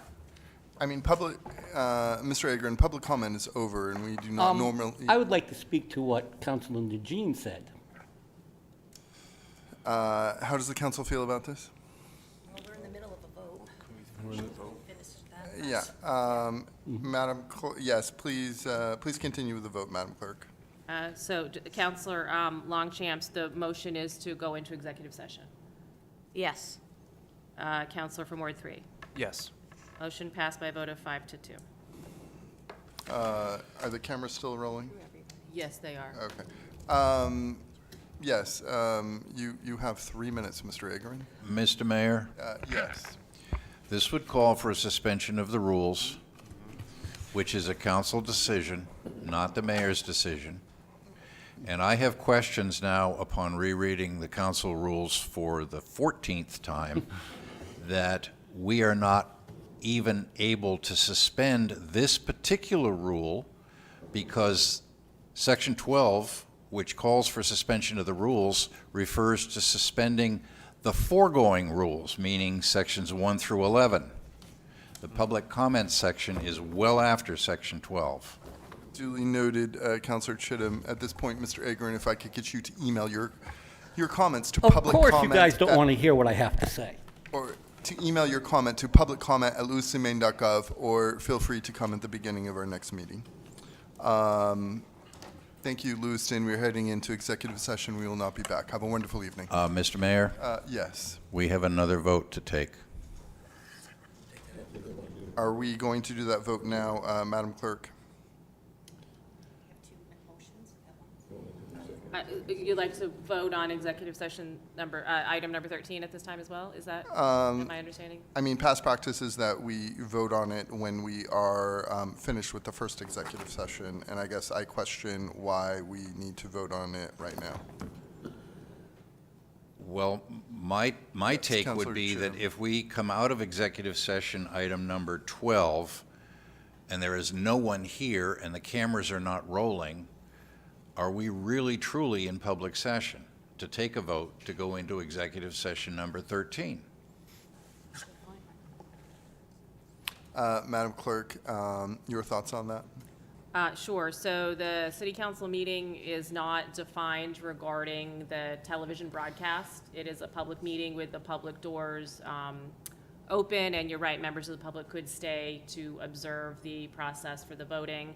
I will remind you that when the Maine State Ombudsman, Brenda Kelty, came, that question was posed to her during your workshop session, and she did not have a concern with voting all of the executive sessions in one, basically motion and then going in.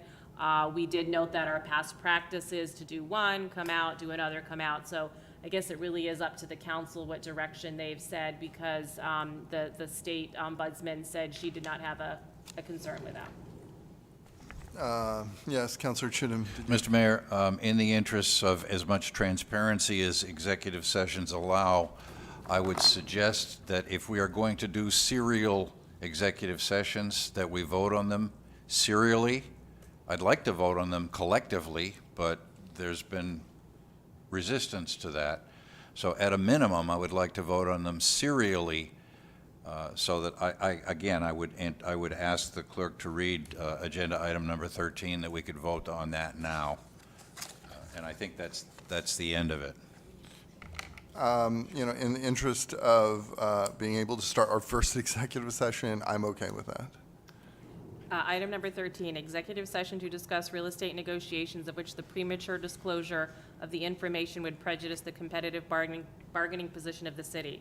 Requested action, to enter into an executive session pursuant to Maine Revised Statutes annotated Title I, Section 4056C, to discuss real estate negotiations of which the premature disclosure of the information would prejudice the competitive bargaining position of the city. May I have a motion, please? So moved. Councilor Chittum, second by Councilor Glant. Madam Clerk, please call the vote. Council from Ward 4? No. Ward 5? Yes. Ward 6? Yes. Ward 7? No. Ward 1? Yes. Ward 2? Yes. Ward 3? Yes. Motion passed by a vote of 5 to 2. Good night, Lewiston. Have a wonderful evening. We will not be back.